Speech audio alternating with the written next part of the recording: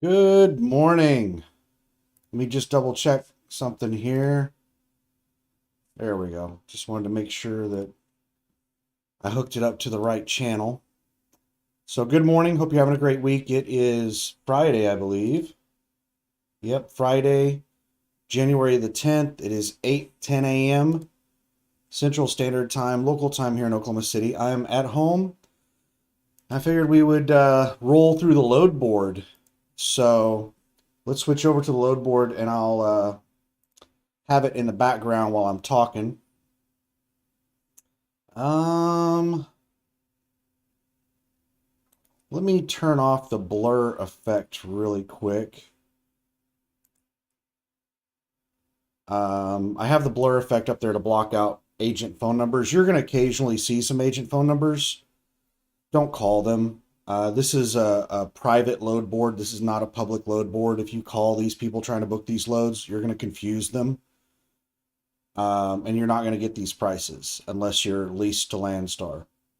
So let's take a look at, before we start looking at loads, let's take a look at these hot markets. This is the front page or the main page of Landstar's new beta version load board.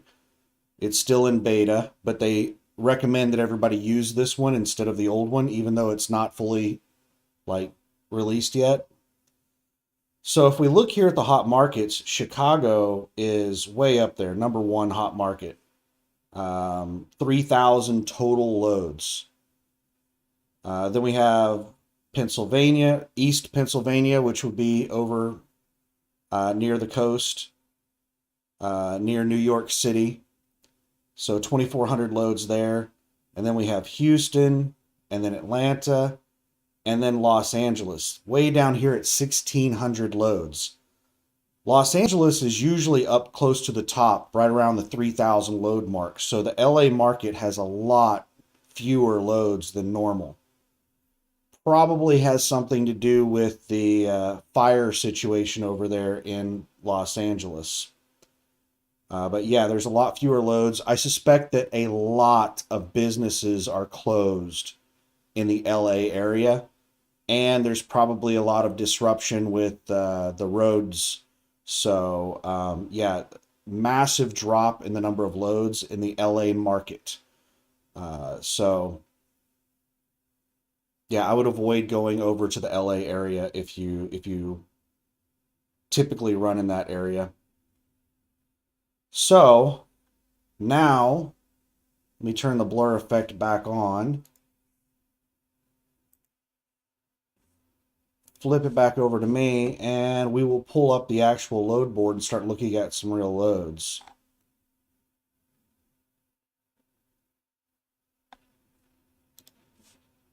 Now, I'm not actually looking for a load right now. I'm not ready to go back out over the road yet. I'm still waiting on some deliveries and some other things. But we're just going to look and see what's going on, see what's out there. All right, let's flip it back over to the board. So this is what it looks like when you're searching for loads. And this is my, standard generic search for the Oklahoma City area. I live in Oklahoma City, so one of my main search areas is trying to leave the house. So I do a lot of searching out of the Oklahoma City area. And there are usually a lot of results with just my normal basic search. And there's only one result here right now. It's with the CGI agency, which is, they have the SIA contracts. But this is weird. Oklahoma City to Burr Ridge, Illinois. Um, let's look at this.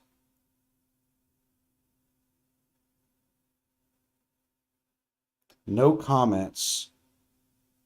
Where's the weight at? Where's the weight? 35,000 pounds. That's normal.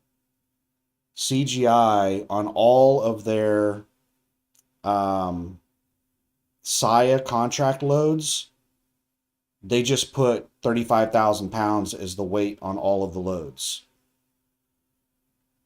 I think the max contract weight is 42,000 pounds. And they just put 35,000 because they say that's the average that they weigh. I guess it depends on what, route you're hauling, because the loads that I typically haul for them are Dallas to Portland, and those things are almost always right around 40,000 pounds.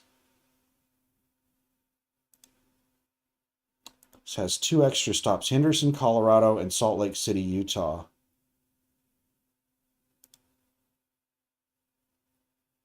Now, fuel surcharge is $1,159. So this is something that I basically have to explain every time I talk about the load board, is that the prices you see on Landstar's load board, those are the full rates. Those are what the customer is actually paying. I get 65% of the line haul and 100% of the fuel surcharge, which comes to about 70% of the load usually. So let me show you what that means. Let's do the math on this. So this load pays $7,863.68.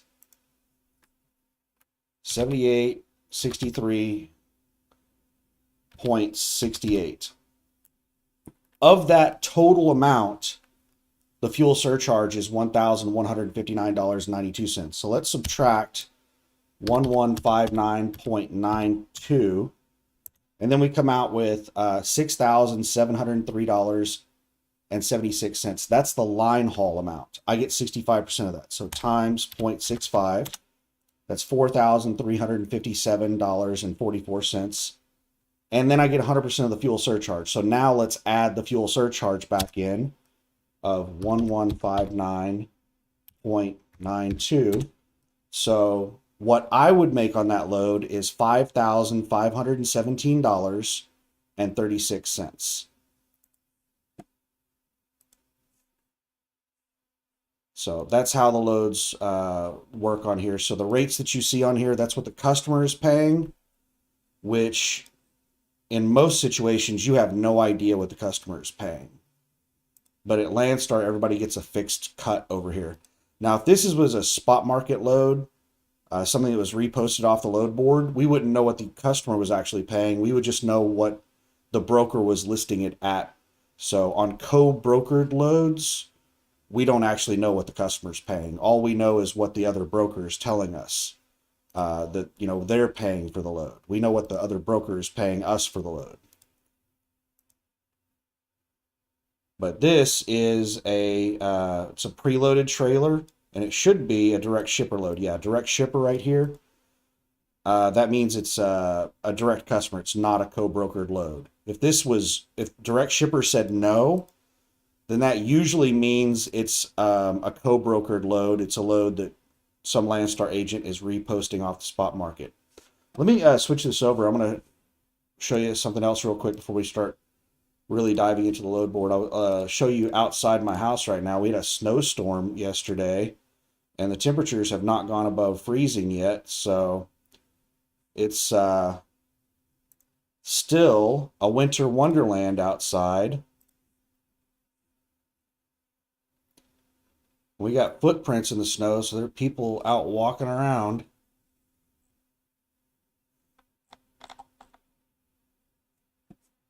And if you watched my video from yesterday, you know that Landstar stole my trailer from me and gave it to another driver. And they apparently gave my phone number to another driver as well, even though they didn't have permission to do that. So I just got some random phone call from somebody calling me up saying that they were some Landstar driver to come pick up a trailer, and they were like, I don't know if I'm going to be able to make it there because of the weather. Can you hold on to it for a couple of days for me?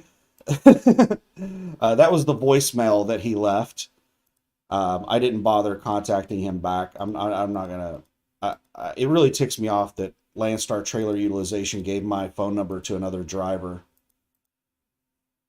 But yeah, that was something that I mentioned in that past video whenever I was going to move the trailer, disconnect from it, was that the driver probably wasn't even going to pick the thing up because of the bad weather. So this load has been sitting on the load board for 17 hours and it doesn't pick up until January 15th.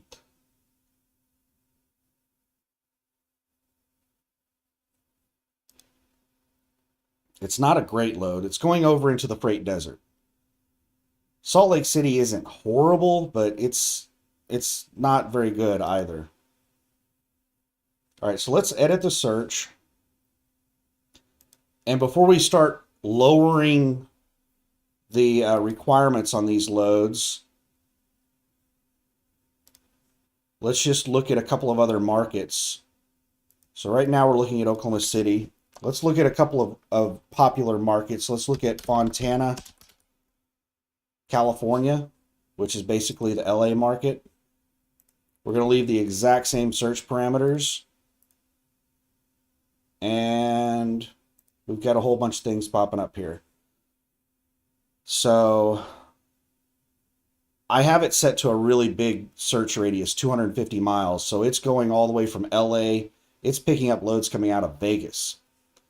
So a lot of these are Moreno Valley loads, which are probably Harbor Freight, going to Montana, Louisiana, and Montana.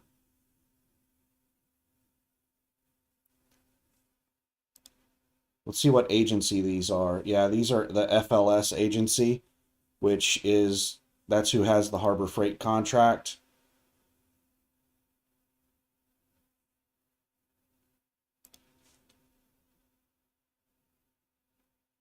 So Harbor Freight is moving a lot of loads.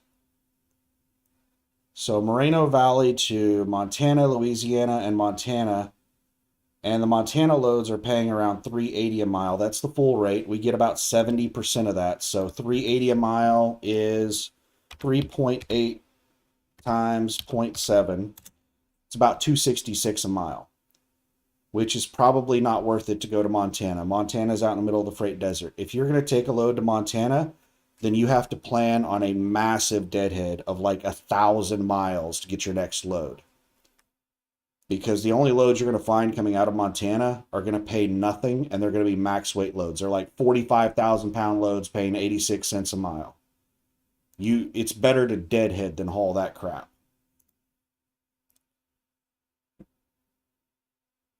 You don't believe me? We will take a peek.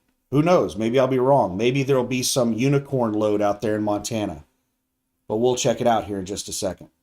We'll look at Bozeman, Montana. So yeah, these loads are not very good. The Moreno Valley to Shreveport, Louisiana, $2.85 a mile. So what we would be making on that load is 2.85 times 0.7. We'd be making about $1.99 a mile on that load. That's not very good. Santa Fe Springs to Dallas, $2.84 a mile, $4,000. It's 25,000 pounds. It's hazmat. It has an extra stop on it. No, that's a really bad load.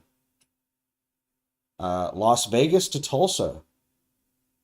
Auto part load, 20,000 pounds. It's not a very good load. It has 2 extra stops on it. So that's the only reason the total amount of pay looks decent, $7,500, which we only get about 70% of that. The only reason it looks like a decent load is because it's such a high mileage load because it has 2 extra stops on it. It's basically the mileage of a coast-to-coast run. And then we have Colton, California to Burlington, Washington, $3.63 a mile. It has 8 extra stops on it. Every single one of those extra stops adds time to the load. It adds days to the load. So, yeah, that $3.63 a mile may look appealing, but once you figure out all the extra work you're going to be doing, all the extra stops, it's not a very good load. So, yeah, the LA market looks horrible. The way I usually judge the LA market is by how many loads over $8,000 there are. And I don't think there was a single one. Yeah. Not a single load over $8,000.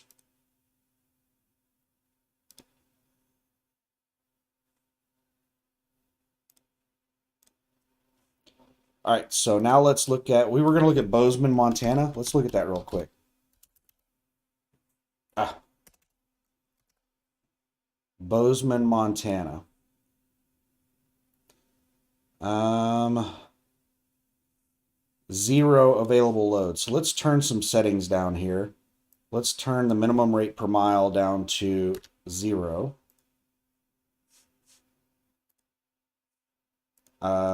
0 available loads. Let's go ahead and update and run. That is that accurate?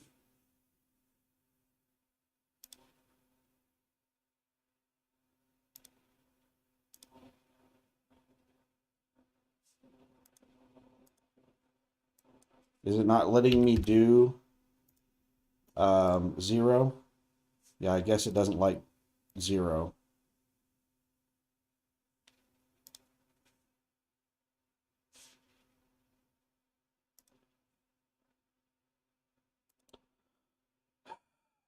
Okay, it's acting janky.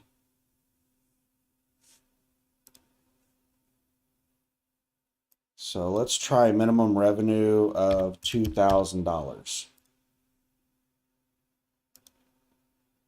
All right, we got 2 loads showing up.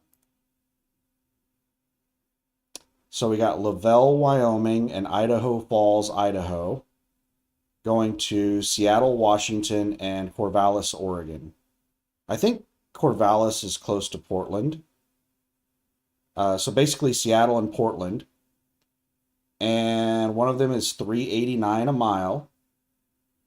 So that's actually not that bad for a Montana load to get you over to Portland. $3.89 a mile, 10,000 pounds of building materials.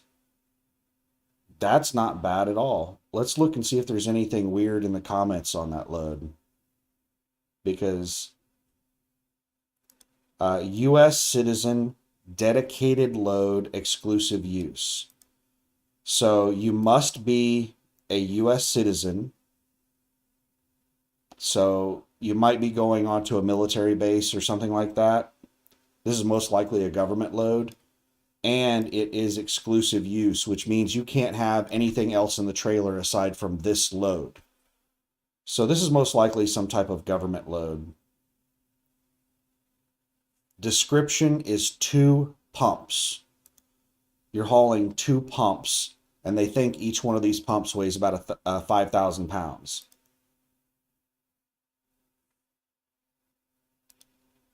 So that's actually a pretty good load. I would say that's a rare load for Montana. The other one is a max weight load that's paying $273 a mile. That's actually a decent load for Montana going to Seattle. So yeah, I'm proven a little wrong on the freight desert out here. We have some rare, decent loads coming out of the freight desert. All right, so now let's do this. Let's look and just see what's going on around the country. Let's look for really good loads around the country. So let's get rid of the origin. And let's do minimum revenue of $4,000 and minimum rate per mile of $3.80 per mile. 6 available loads, that's it. The load board is being really slow and really janky. All right, so we got, see, Moreno Valley to Montana, Moreno Valley to Montana. Those are the 2 Harbor Freight loads. Then we've got Trenton, Illinois to Roswell, New Mexico. Benton, Louisiana to Laredo, Texas. Jackson, Tennessee to Bowling Green, Kentucky. This Jackson, Tennessee to Bowling Green, Kentucky looks like some kind of typo. It's only going 200 miles, 45,000 pounds of auto parts, paying $6,500. This this load might actually be paying that kind of money though, because these just-in-time auto part loads are some of the best paying loads that you can get on Landstar's load board. But they usually pick up like right now, and you have to drive them straight to their destination without stopping. They have very quick delivery times. And this one picks up right now. You have to pick it up within the next 30 minutes. The pickup window is between 8 and 9 a.m. And then it delivers between 1:30 and 2:30 today. So you have to pick this thing up within the next 30 minutes and drive it straight through to its destination 200 miles away. So this probably is paying $33.51 a mile. It's only going 194 miles, but it's paying $6,500 to drive a load of auto parts a couple hundred miles. Yeah, on a load this short, they don't even need to pay fuel surcharge, especially when it's paying that kind of money. It's really hard to get these auto part loads because they pick up like you have to be in the right place at the right time. There's actually a lot of these types of auto part loads that pick up out of Tulsa, but you know you could go months without seeing one on Landstar's load board, and then all of a sudden, over the course of a week, there'll be like 4 or 5 of them posted periodically. It's really hard to get them. Till March. Oh my goodness. Lance is saying that he's going to set out the winter. He's one of those people that doesn't go above I-40 in the winter, it sounds like. I'm usually one of those people whenever my APU air conditioner works. Oh my goodness. All right, let me flip this over. This is one of the janky things about Landstar's load board is that it just periodically logs you out, and like I'll click on a load to open it and it'll just log me out and take me back to the login screen. It does that kind of stuff all the time.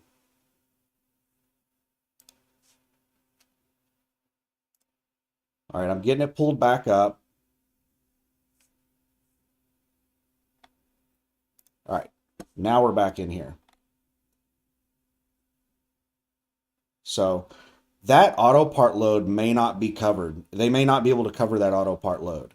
And it's not because nobody wants to haul that load. That load is amazing. And a lot of loads that you see on Landstar's load board that are paying this kind of ridiculous money, it's usually a typo. Like the agent put in an extra zero. Instead of paying $6,500, it's paying $650. But given the information on this load, with it being an auto part load and how fast it has to deliver, this looks like a just-in-time auto part load that's actually paying that kind of money. That is not unusual for these just-in-time auto part loads. They really pay that kind of money. I've seen loads coming out of Tulsa that are going like 500 miles that are paying like $15,000. But it's same-day delivery. You have to pick it up within like an hour and deliver it 500 miles same day. So you have to have all of your drive time available. You have to be in the right place at the right time, in the right situation. Everything has to align perfectly for you to get one of these crazy auto part loads. I would love to get build some kind of relationship with the agents that gets these auto part loads, and they can give me a heads up of when they think one's going to be posted, and I go just sit there and wait on it. You know how I'll just sit around at a truck stop for weeks. If I was just hauling these crazy auto part loads all the time, I could make a killing just sitting around waiting on auto part loads. But like I said, sometimes these things don't get posted for months. I can't sit around waiting for 4 months. But yeah, this is searching across the entire country. Let's edit the search and change some other parameters. Let's get rid of my destination restrictions. So there's a lot of places that I don't like to go. So I have a lot of restrictions. I have the entire Northeast taken out of my destination. So let's take that out. And that increased us up to 12 loads. So now let's take a look and see what we got now. So Florida was one of my restrictions. Now we got one going to Miami. Commodity is HRHAZ. I've never seen that before. It looks like some type of hazmat. HRHAZ. I don't know what that is. So CGAP is consumer goods or appliances. BLDG is building materials. AUTP is auto parts. FDA is obviously FDA, Food and Drug Administration. I think those are, hmm, I, I don't know. Those are like food. The trailer has to be food grade, basically. So, are there any awesome loads on here? We're seeing Colorado loads. I have Colorado restricted as a destination. I don't mind going to Colorado. I don't mind going to Florida.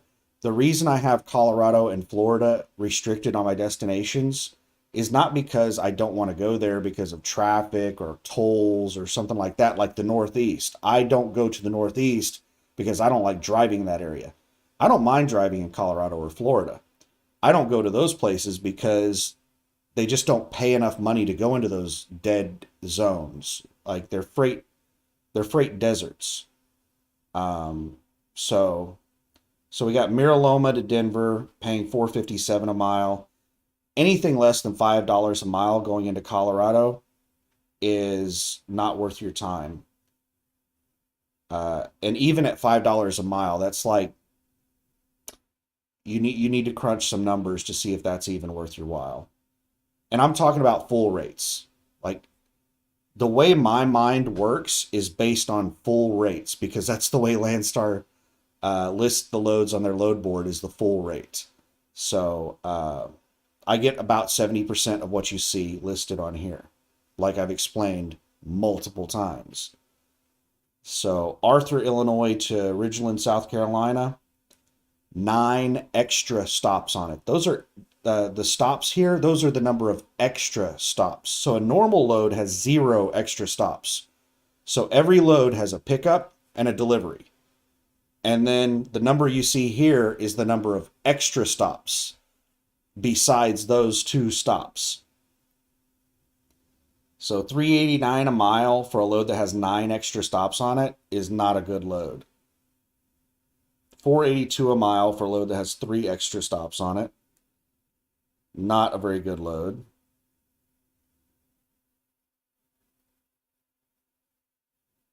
Las Vegas to Denver, it's paying 544 a mile.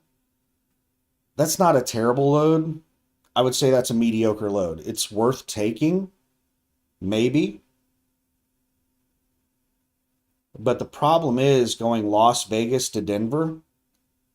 I have never gone I-70 west of Denver up into the mountains. I've heard that that is one of the worst roads to drive on in the country in regard to weather and stuff like that. Um, to be able to make that like Las Vegas to Denver for that load to be worthwhile, you are going to have to take that route. The better route to take would be to dip down onto I-40 and then take I-25 up to Denver to bypass that. But who knows? Maybe that route isn't as bad as I've heard it is. But if you recalculate the mileage to where you're dipping down onto I-40 and then coming back on 25, then that rate per mile is going to drop dramatically because it's probably going to add 100 miles onto that load.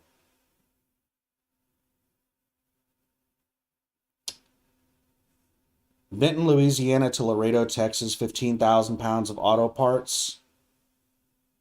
That is a really good load. It is the exact same agency that has that other amazing auto part load. However, This load has a massive red flag on it. It is a power only load, which means, like, let's see what the notes say on it. It's going to Laredo, Texas, and it's listed as power only, which means one of two things. Either you're hauling a customer trailer or you're doing a drop load to Mexico, which I have videos dedicated to drop loads to Mexico. Um, Landstar has some really crazy policies. You can go out of business doing drop trailers to Mexico because you have to get your next trailer from Mexico, or you have to get an agent to give you a trailer. Um, and it's very difficult to get a trailer from Mexico or to get an agent to give you a trailer. So there are people that have sat down there for months waiting for their next trailer. And most owner operators can't afford to sit for 3 or 4 months without a load. So it'll put you out of business doing drop trailers to Mexico. So this load, even though it's paying $18.31 a mile, huge red flag on this load. This is a very risky load. You need to figure out what exactly is going on with this power only load before you take that. You need to, and you better trust the agent. You better believe what the agent is saying, because agents can screw you over. Because the agents have control of the trailer once their load is in it. So if they tell you, oh, no, it's not a drop trailer to Mexico, and then you get down to Laredo and they tell you to go ahead and drop the trailer, then you're screwed. There's nothing you can do about it. You can't tell them no. You'll get in really big trouble. Like it's not good. The agent has control over the trailer once their load is in it. And there's one agency that I will never do business with again because they held me hostage with a load. They waited until I had their load in the trailer to tell me the truth about the load. Luckily, they didn't screw me over too bad, but I'm not willing to risk doing business with that agent again because of how they held me hostage. Even though the outcome wasn't like really, really bad, what they did to me, it still just completely destroyed any trust I have with that agency. And it's the only agency that's blacklisted with me. I will never do business with them again. There are agencies that I don't like that I most likely won't do business with again, but there's only one that I absolutely will not do business with again. I'm not going to say the agency code because I can't remember it for 100% certainty. I remember the person I dealt with at the agency. Her name was Elaine. So yeah, it doesn't look like there's any amazing loads. To give you an idea, like a couple of years ago, whenever I would do this search across the entire country, just looking for any really awesome loads, picking up anywhere, going anywhere on Landstar's load board. You know what? Let me change one other thing on this. Let's change the rate per mile. Let's change the minimum revenue to $8,000 and let's turn the rate per mile down to 50 cents. Because sometimes the tours, the rate per mile won't be very high. The total pay will be really high, but not the rate per mile. But one of the things you used to see whenever you do these, just searching every load on Landstar's load board looking for high paying loads, you used to see a whole bunch of loads on Landstar's load board that were paying like $100,000. And they were tours. They were like 3-month tours. You'd sign up and you would just go and do tours for like 3 months. I hardly ever see those anymore. Yeah, that WMD agency, that's one of them that like every time I'm talking with Landstar drivers and I'm talking about agents that I have blacklisted, that WMD agency always seems to come up across, I've never like had any interaction with WMD, but I've heard that agency code from a lot of people. I've been warned from a lot of people not to work with that agency. That's crazy that so many Landstar drivers warn you about that agency, and that agency still exists at Landstar. You would think if they have that many problems with people, that Landstar would do something about them. But Landstar is, man, they're really, really on the side of the agents. It's really hard to get Landstar to do anything with an agent. So, yeah, we're not seeing any really big, amazing loads on here. I mean, there are some decent loads, but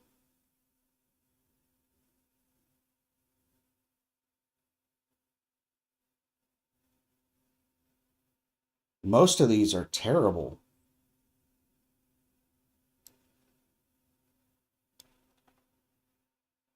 These are just really low rate per mile, massive mileage loads that have a whole bunch of extra stops on them.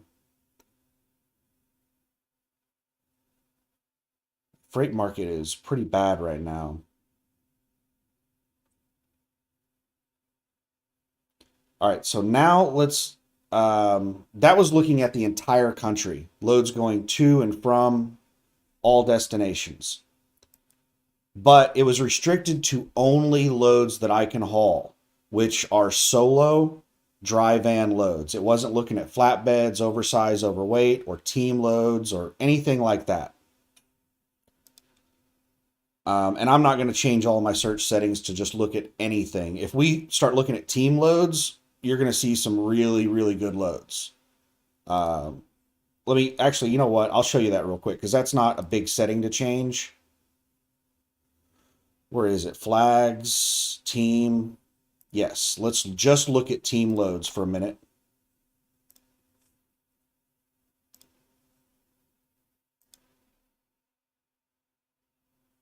And we have, let's sort it by what it's paying. We have a load for $21,000, $15,000. The rate per mile on these are not that amazing. These are just massive mileage runs. But look at how long these loads have been sitting on the load board. 6 days, 22 hours, 1 day. Most of these loads have been sitting on the load board for quite a while. So these are the trash loads that nobody is booking. If a load sits on the load board for more than about 30 minutes to an hour, then it's not a very good load. Or like those auto part loads, they're just there's nobody that can take them. Like those are amazing loads, but there's probably not anybody that can haul that load and make the appointment times. So usually though, if a load sets for more than 30 minutes to an hour, it's not a good load. And these loads have been sitting on the load board for 6 days, $20,000, $15,000 loads. And this is the CGI agency that has the Saya accounts. That doesn't necessarily mean that these are Saya loads. And for people who don't know what Saya is the LTL company that has I think it's red and white is their color scheme. I remember red is their main color, but they're the LTL company, the people that haul double trailers.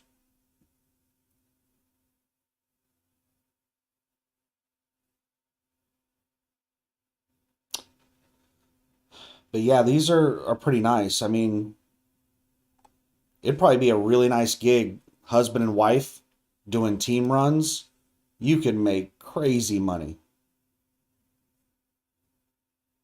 if you could stand living with somebody else in a tiny, just imagine living in a closet with somebody 24/7 for months on end. You would have to have a very close relationship to be able to stand somebody like that. All right, let's go in here and let's turn team off. And let's put in my destination restrictions again. Destination. Search by city or state, destination by country. No, we want to do destination by region. West. We want to do all of the West except Alaska and Colorado. Southwest. All of it. Midwest. All of it. South. All of it except Florida. I don't mind going to Florida, like I said. It's just that Florida loads don't pay enough money for me to go to Florida. I'll occasionally turn Florida on as a destination, but the problem is that you get a lot of Florida loads in your list that are just paying mediocre money. They're barely meeting your minimum requirements, and I'm not going to Florida on my minimum requirements. My minimum requirements are going to like a good freight market. For me to go to Florida, they'd have to pay like twice that. So Mid-Atlantic, we're not doing anything there. We're not doing anything in New England. We're not doing anything in Canada. So those are my destination restrictions. Minimum revenue, I typically do somewhere around $3,000 to $4,000. Let's do a search around Oklahoma City real quick. Let's do just a minimum revenue of 0. It won't even let me do a minimum revenue of 0. Let's do a minimum revenue of $100, a minimum rate per mile of 50 cents per mile, and let's do Oklahoma City.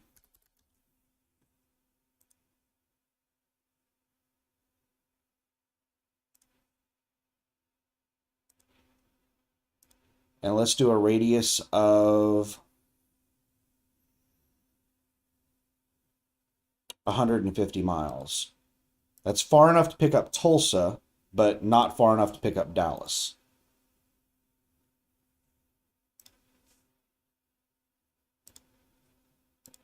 Let's just see what kind of loads there are coming out of the Oklahoma City area. What is it sorting by?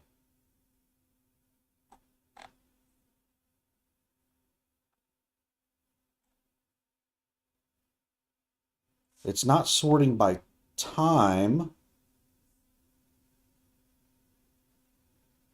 It's not sorting by rate per mile.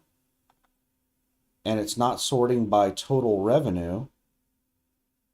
What in the world is it sorting by? This is really annoying because I'm having to go through and change what it's sorting by every time I do a search.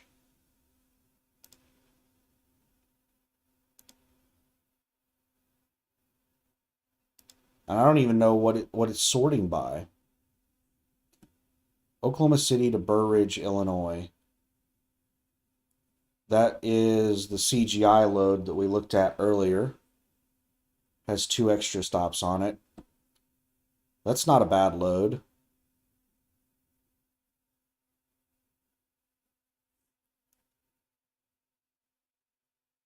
Here's another one by CGI that's Oklahoma City to Salt Lake City.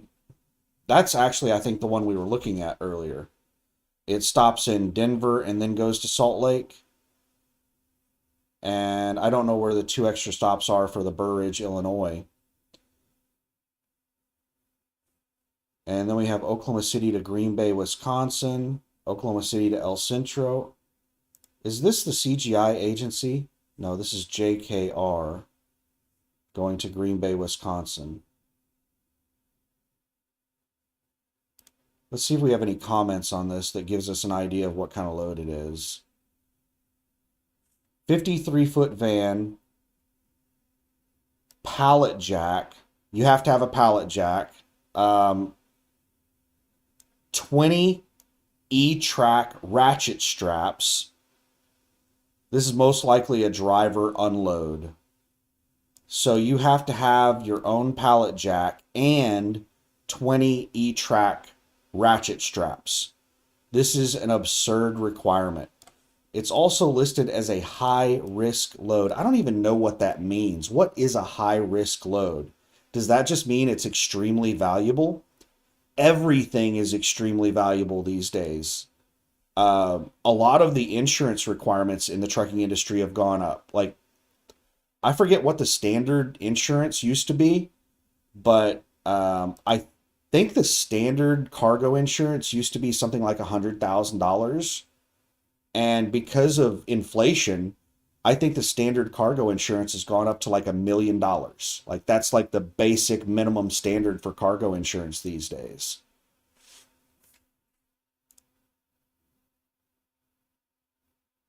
But yeah, this is a pretty ridiculous load on the expectations. Oklahoma City to Green Bay, Wisconsin. You have to have your own pallet jack and 20 E-track ratchet straps. I actually might have 20 E-track ratchet straps. I do carry a lot of ratchet straps, but I don't carry a pallet jack with me. Um, the reason I have 20 E-track ratchet straps is simply because whenever I ordered ratchet straps, it was a lot more cost effective to order a lot of them. I can't remember what the details were, but I want to say it was like $10 each for ratchet straps if I ordered them individually. But like a box of 10 of them was like 30 or $40. So I just ordered a box of like 10 ratchet straps or 20. I can't remember. I have a box of ratchet straps that I have not opened up. And then I have like 4 ratchet straps in my side compartment that those are the ones that I use. But I have a box of them that I haven't even opened up that's in the truck.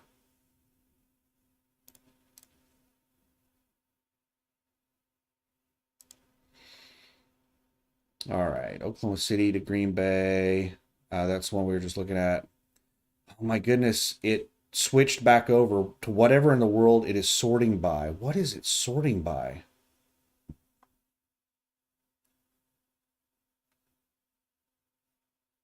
I can't tell what it's sorting by. It's not sorting by time, city, destination, distance, trailer, weight, commodity, stops, mileage, rate per mile, revenue.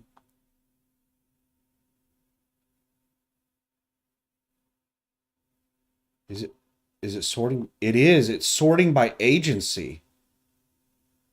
D, Yep, it's sorting by agency over here. It's sorting by agents. That's the new default. It is sorting by agents. Why would they? They're always changing things on this and making it just, it seems to be getting worse over time with every change that they make on this load board.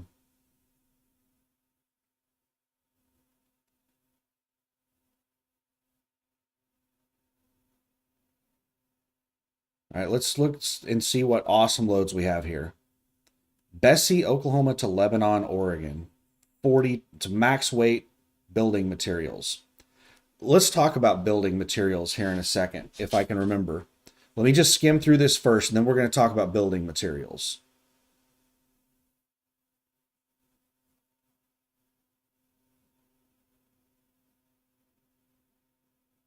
Hayesville, Kansas to Houston, Texas. Max weight hazmat load. Lawton, Oklahoma. I see a lot of these Lawton, Oklahoma tire loads, but they are always really cheap loads. $2.25 a mile. Again, these are the full rates. I only get about 70% of what's listed on here. So yeah, 225 a mile. If that's what I was making, that wouldn't be a bad load. But what I make on a load that pays 225 a mile is 2.25 times 0.7, approximately $1.58 a mile, which is no bueno.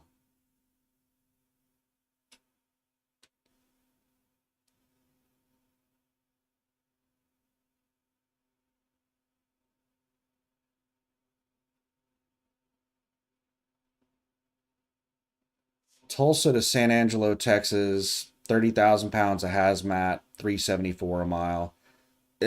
Decent.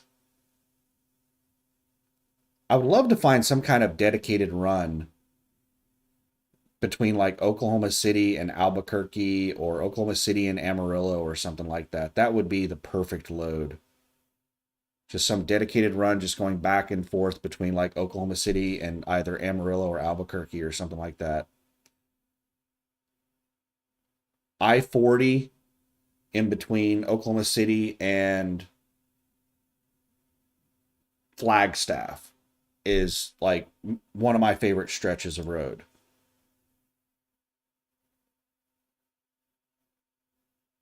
There aren't really any major metropolitan areas along that route. Albuquerque and Amarillo are not really big cities.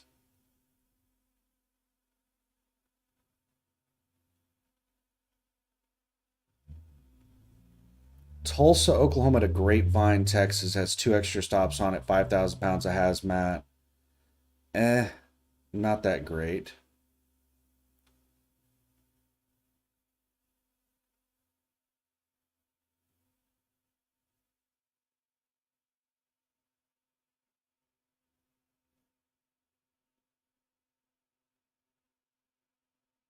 What I'll do sometimes is I'll go through and I'll just look at every single one of these loads and just see if they have something in the comments like dedicated load. Like let's look at we have a whole bunch of McAllister loads. McAllister to Ardmore, Shawnee, Broken Arrow. Let's check one of these McAllister loads. McAllister, Oklahoma, about the only thing in McAllister, Oklahoma that I'm aware of is a military weapons ammunition depot. All these are the exact same agency, and let's see if there's something in the comment section about U.S. citizen or something like that.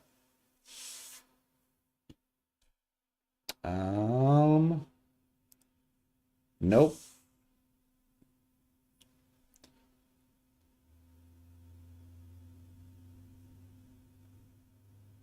Nothing in there about a dedicated run or U.S. citizen or anything like that.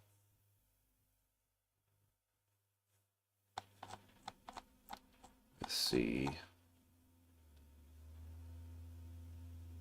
It resorted everything by the agency again. That is so annoying.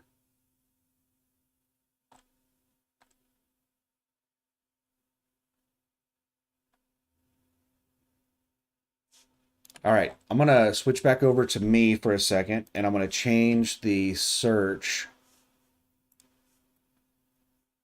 And I'm going to do a search on one of my favorite agencies. Where are my searches at?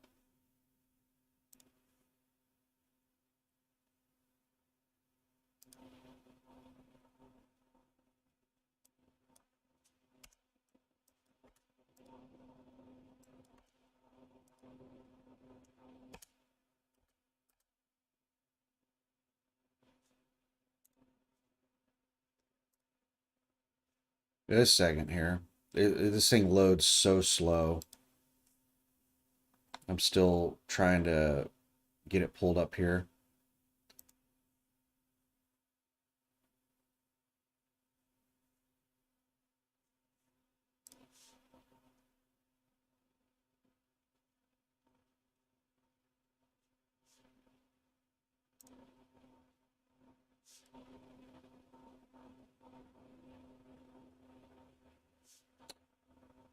Oh, man, this is so janky.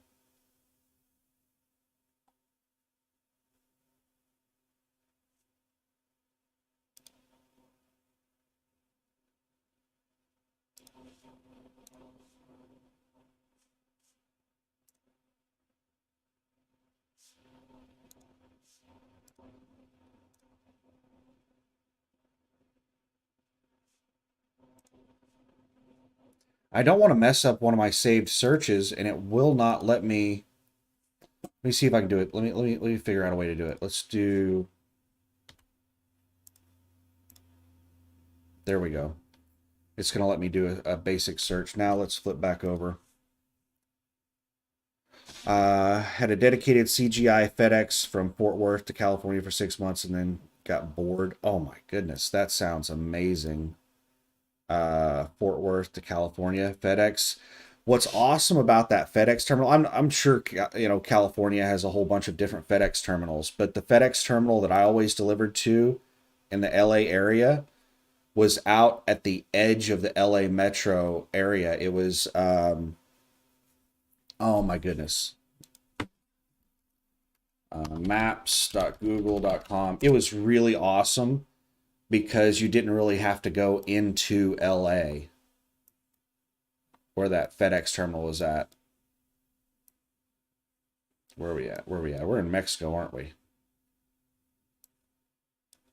All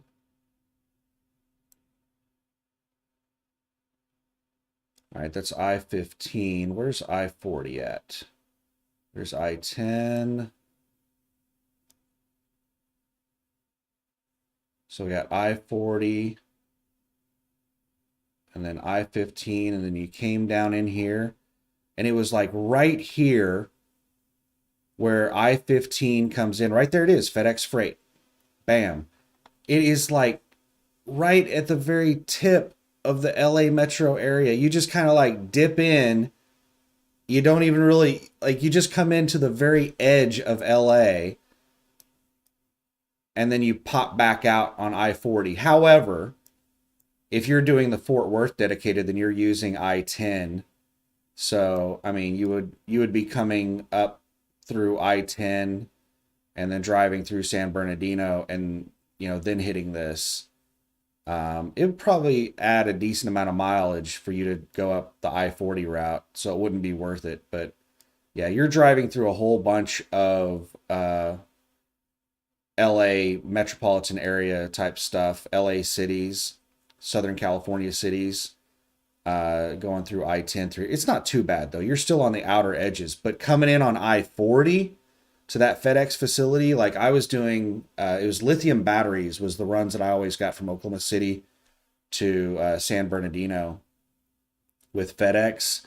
And with that FedEx facility being right there, I mean, you just barely dipped your toe into the LA area. So that was pretty awesome. All right, so what I was going to do here on this search is search the JQL agency. Let's do advanced search, agent, and let's search by agency code, JQL. All right, this is a good sign. JQL is still posting a lot of loads. Now let's just, for anybody who doesn't know who the JQL agency is, they're the agency that I do a lot of loads for, and they have the Google account. I think pretty much all of their loads are Google loads. So ELEC, that is not electricity, that is electronics. So these are all electronics. So if you're hauling computers or something like that, it's going to be listed as commodity electronics. They do have one load listed as metals. So let's see. I'm just going to skim through and see where their loads are picking up and dropping off. A lot of them are picking up out of Mount Pleasant, Wisconsin. Henderson, Nevada is basically Las Vegas. So West Valley City, Utah, I think that's Salt Lake to Las Vegas. Chandler, Arizona, I think that might be Phoenix, going to Las Vegas, and then Phoenix to Vegas.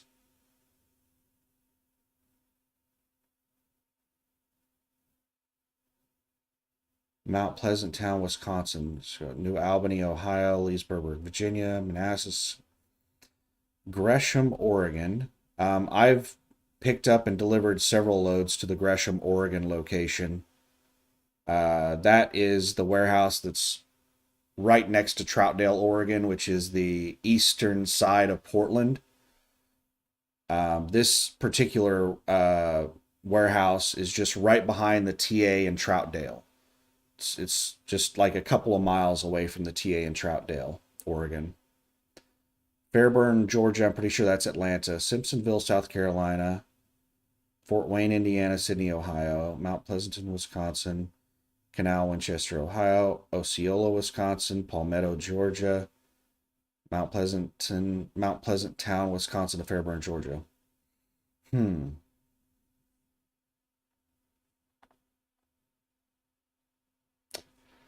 Yeah, I don't go to many of these places. The only one on here is the Gresham, Oregon. Most of these other places, I don't go to these areas. All right, let's see what kind of rates they got. Their rates tend to fluctuate pretty wildly. They have some pretty crap rates, and then they have some pretty amazing rates. There's a big range that they I don't know how they determine like what rate per mile, but sometimes like they have this one here for $5 a mile, and they've got this one down here for $2.51 a mile. Um, and they're almost the exact same mileage.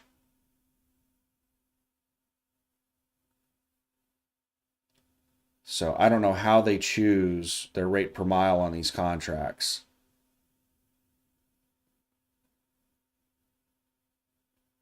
They just seem to wing it.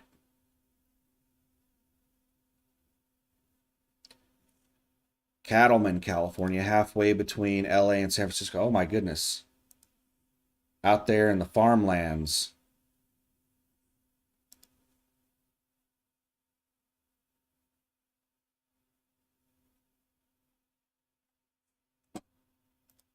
I have never found a good dedicated run while I've been at Landstar. Every dedicated run I've ever found has been bad.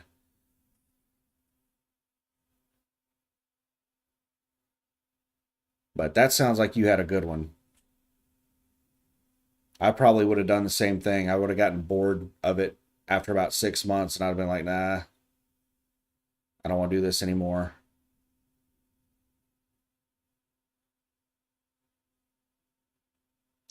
So JQL is still moving a lot of loads. We're still moving a lot of Google freight.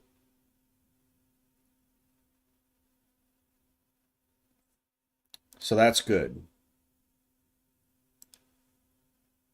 Let's check on Dawn. Dawn is another one of my favorite agents to work for. She has the what is the name of that company? They make shelving units, retail shelving units. I just hauled one of their loads. I can't remember the name of the company. Terrell, Texas. I pick up usually the loads that I haul when I leave the house are one of her loads. All right, let's check. Am I getting the agency code right on that? Let me flip back over to my camera and check my email and make sure that I'm remembering that agency code correctly.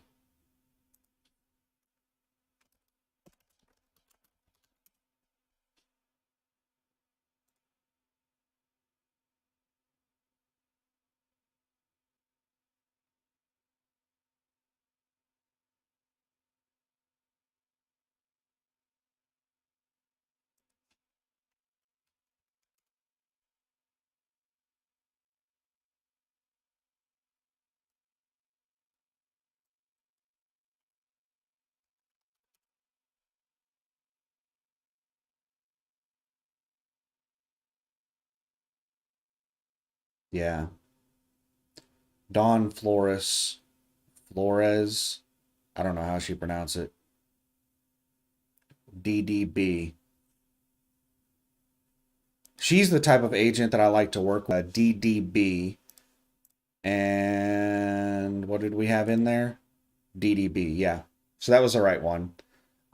She's the type of agent that I like to work with because she owns the agency and you work directly with her. You're not calling into a call center and dealing with some customer service person that just doesn't care about their job. Yeah, I've run, I don't know how many loads out of Prior, and I've also delivered a couple to Prior. So yeah, I've been to the JQL and Prior several times.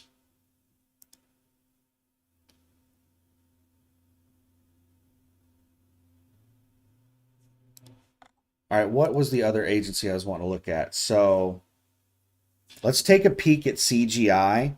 So CGI has the SIA contracts. CGI used to have a lot of dedicated runs, and they would be listed as like Oklahoma City to Oklahoma City, but they did not pay very well.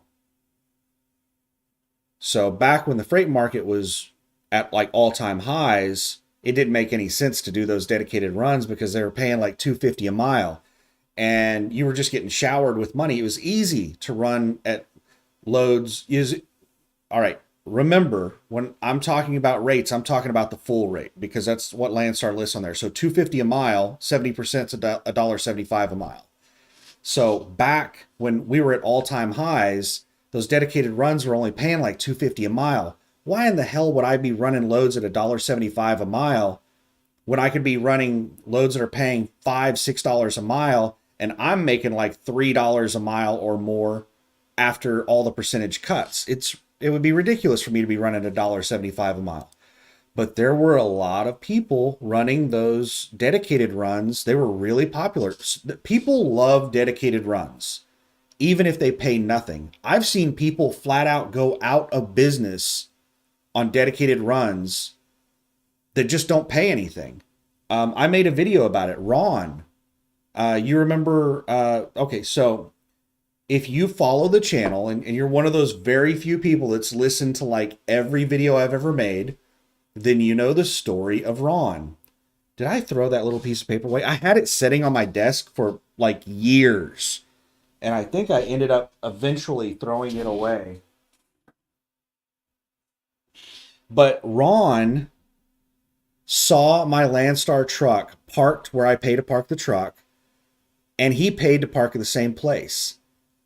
And he left a note on my door, on my truck, talking about this dedicated run that he had and left his phone number and told me to call him.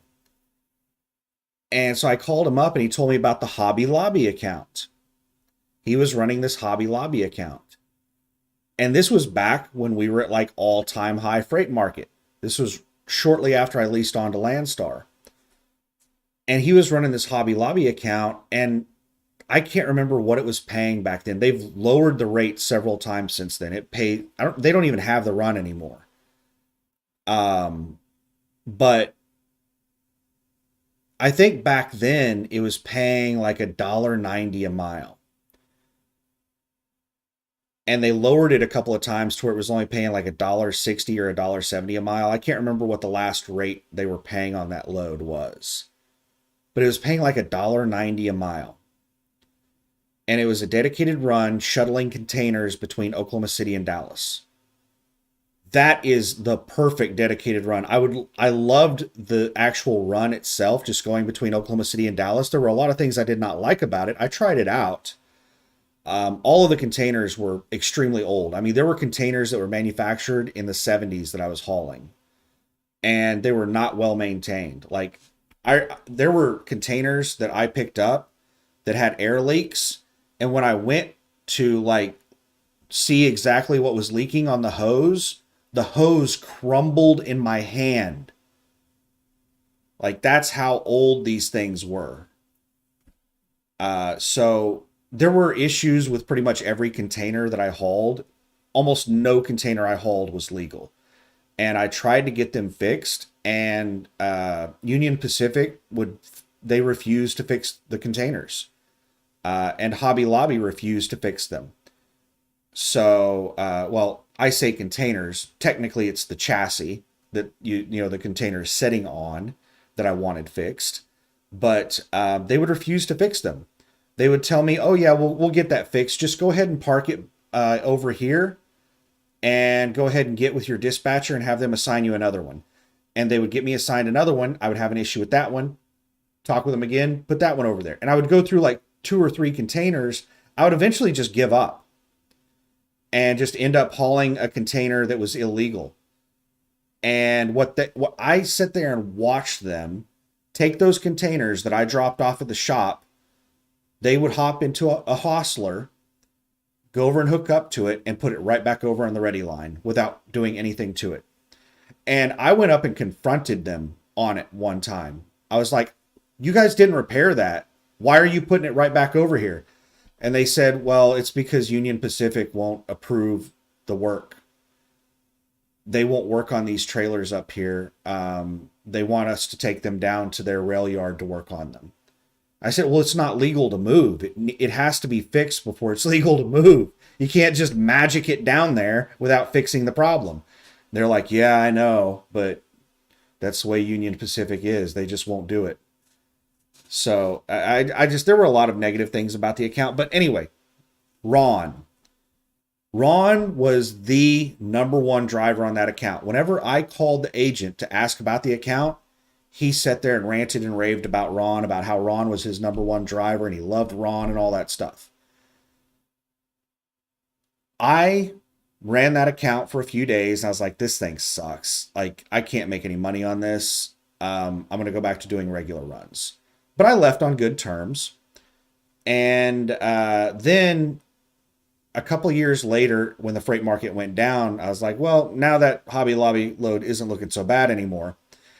And I called up the agent. Actually, I hit up Ron and I was going to be like, I was going to ask, I hit up Ron to ask him like, what's going on with that account? And Ron messaged me back and he's like, I got out of trucking. And I was like, what do you mean? He's like, I went out of business on that Hobby Lobby run. I was making so little money. And then there were interruptions where like he wasn't getting consistent loads. So he was making so little money when he was working that whenever there would be any kind of interruption where he'd have to set for a few days waiting on a load, it just wiped him out because he wasn't profitable. So yeah, anyway, long story to just explain that there are people out there that love dedicated runs so much, they'll go out of business running cheap dedicated runs that are not profitable. All right. We still looking at JQL? What are we looking at here? I don't even know what this search is. What is this search? CGI. Oh, we're looking at CGI.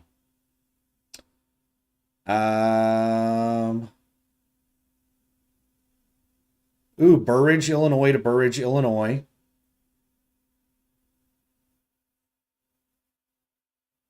So let's see if this is a dedicated run or if it's just a one-time. It does not look like a dedicated run.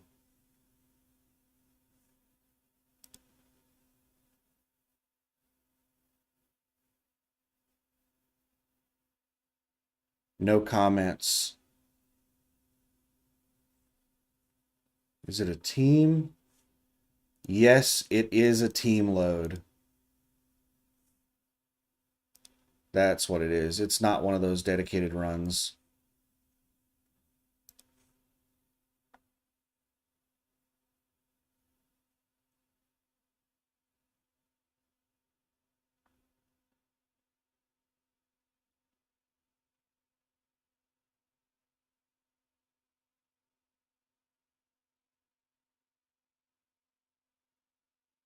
But that's basically what I was looking at on CGI is checking for any dedicated runs. Oklahoma City to Henderson, Colorado. No. I do like that CGI is getting a lot more of these Oklahoma City runs. That would be really awesome if they started getting a whole bunch of Oklahoma City Saya loads.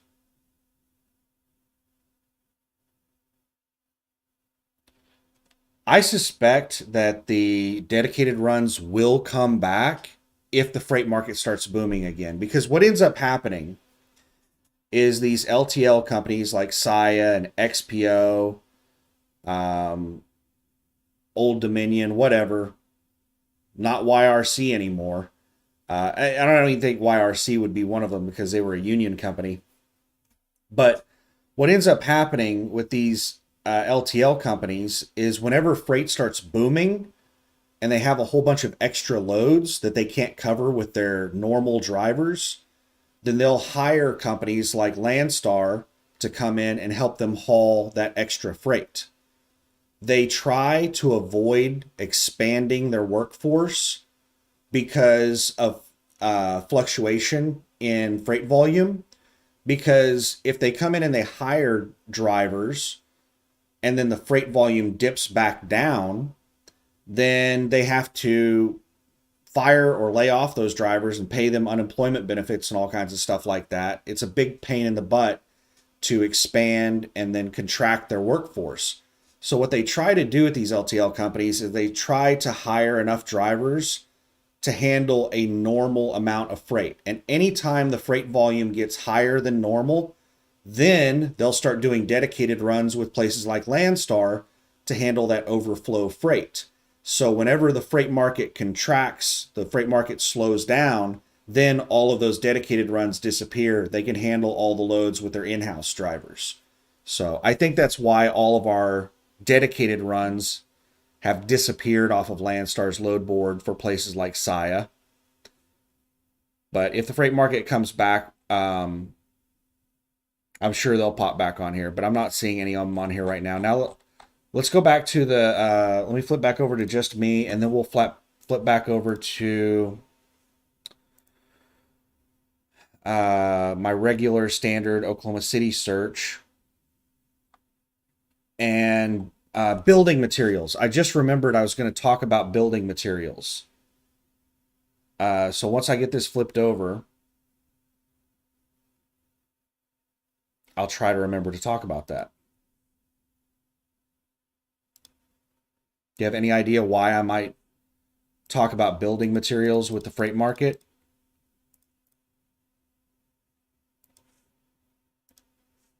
All right, Oklahoma City, got all this.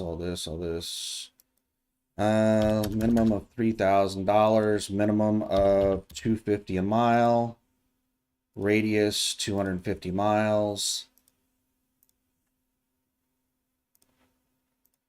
There we go. It looks like that auto part load is gone.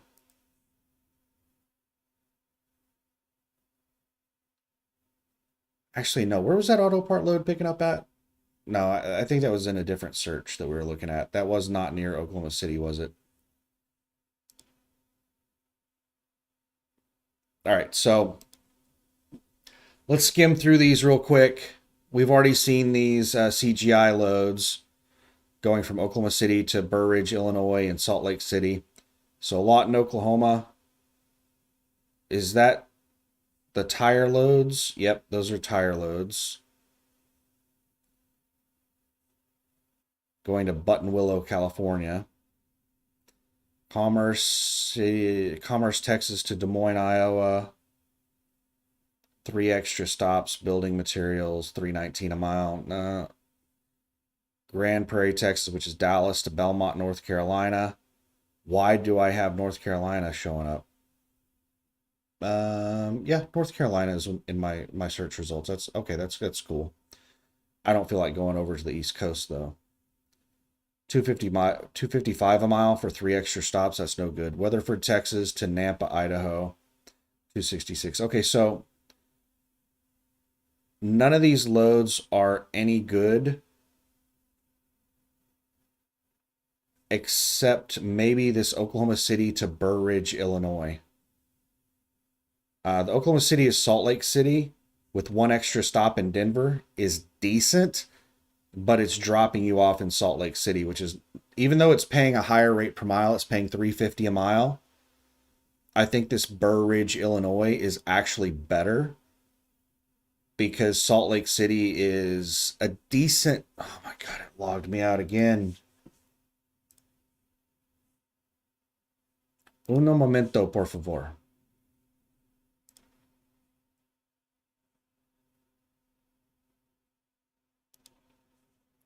All right. Now we're back. All right, where's Burr Ridge, Illinois? Oh my goodness, are you kidding me? It's the exact same damn load. So what CGI is doing is they have a load from Oklahoma City to Denver, and they can't get anybody to cover that load because it's paying crap and Denver's out in the middle of the freight desert. So then what they did was they decided to add on another load going from Denver to Salt Lake. So Oklahoma City to Denver to Salt Lake. Well, Salt Lake is still out in the freight desert. It's not as bad as Denver, but it's still out in the freight desert. So then they couldn't get anybody to cover that. So then they added another load into this chain of loads. So now it's going Oklahoma City to Denver, and then you're taking another load from Denver to Salt Lake, and then you're doing another load from Salt Lake to Burr Ridge, Illinois, which is Chicago. So now you're not going to end up in the freight desert. But this is not a multi-stop load. This is 3 loads packaged together. And this is the kind of crap that these agents will do to move bad loads. This is an act of desperation on the part of the agent. They're not able to move these loads going to Denver or Salt Lake. These places out in the freight desert, they're not able to move these loads, so they're trying to package it together in a way that they can lure somebody into taking it. So, yeah, now all of a sudden that doesn't look like such a good load. Because that's a whole lot of work. Dropping and hooking trailers and doing a whole bunch of stops.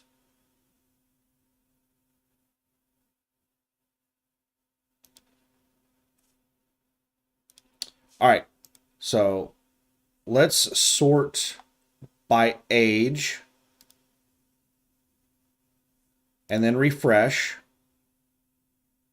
We got it sorted backwards by age. I want the newest one up at the top. Man, their load board is so slow. All right, so I wish there was a live mode where it would just auto refresh, but I don't think we have that option. Just it's beyond us. It's it's 2024. Actually, no, it's 2025, and we just don't have that kind of technology where we can have a live load board. A live updating feed. It's just a little bit beyond us. So let's talk about building. What I was going to say about the... let me check something out real quick.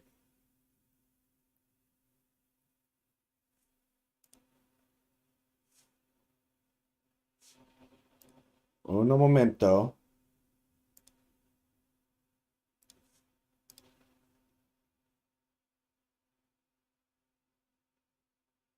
Okay.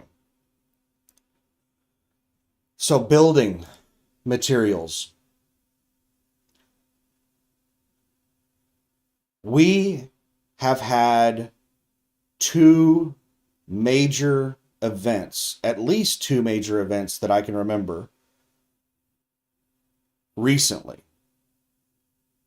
Just a couple of months ago, we had a hurricane, a devastating hurricane that destroyed, I don't know how much.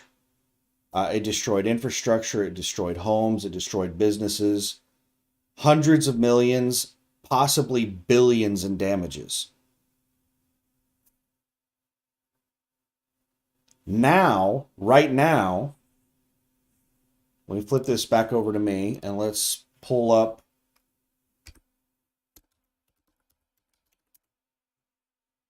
the news.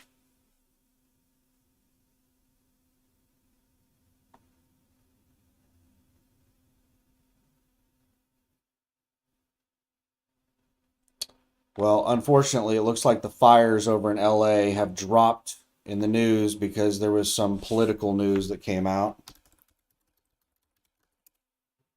So let me see if I can find stuff on the fire.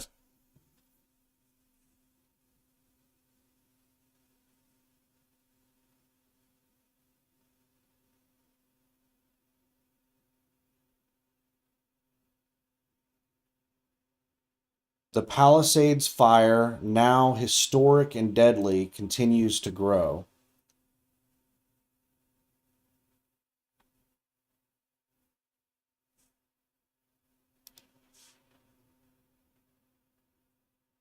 So we'll just throw it over onto this picture right here.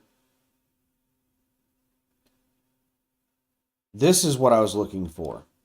Damage is believed to be in the tens of billions of dollars. This is just one small snippet of destruction of one of the neighborhoods that is almost completely destroyed by this fire. This fire damaged infrastructure, houses, businesses. It destroyed, I'm guessing that it destroyed, agriculture. Uh, uh, so, I mean, there's just so much devastation. We'll go back over to the load board here.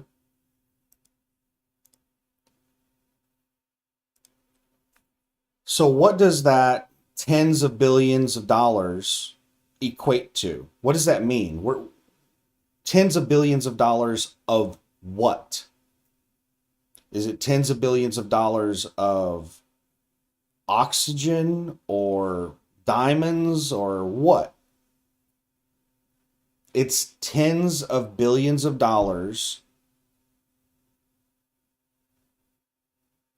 of products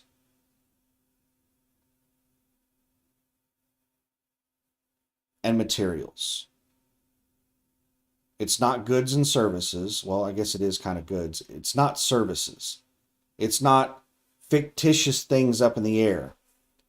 It's tangible things. Tens of billions of dollars of tangible things.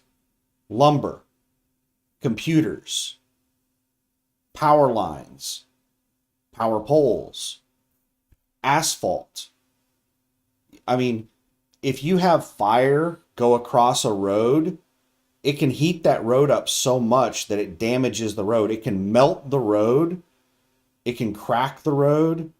If you've never been near a large fire, then you don't understand how hot those things get. I remember when I was a kid, there was some adult that was a moron that when you're a kid, you trust adults. Like anyone that's old, you think that they're smart, and they're not. So this moron got a bunch of old railroad railroad, I think they're called railroad ties. It's the big pieces of wood that they stack the rails on top of for railroads. For whatever reason, he had a whole bunch of extra of those things, and he'd been keeping them for years, and he decided to finally just get rid of them. So he lived out in the country, and he thought that he would just build this big pile of them.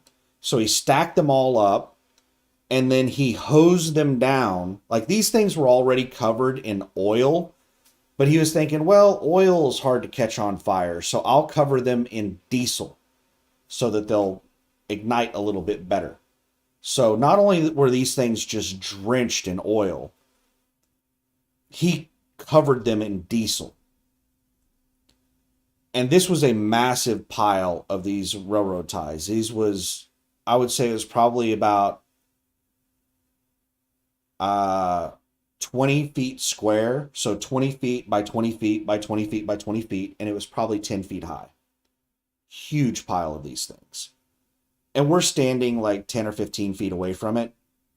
And he decides to, light a piece of paper and then throw it over at it.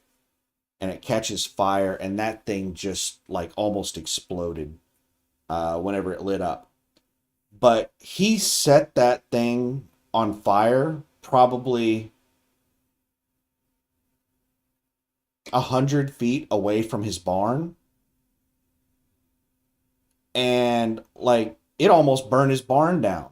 The radiant heat from a fire burning that intense, that big, like you couldn't get within 100 feet of that thing. Like it was, like you would get within 100 feet and it would start, you would get really, really hot. So yeah, fires, I think a lot of people don't understand how far away that you can feel the heat from a really big fire, a really intense fire, and how hot they get. But, ooh, we got a new load. Fort Worth to Bristow, Virginia. JQL load. I've never seen a JQL load picking up in Fort Worth. This picks up tomorrow at 4 p.m. going to Bristow, Virginia.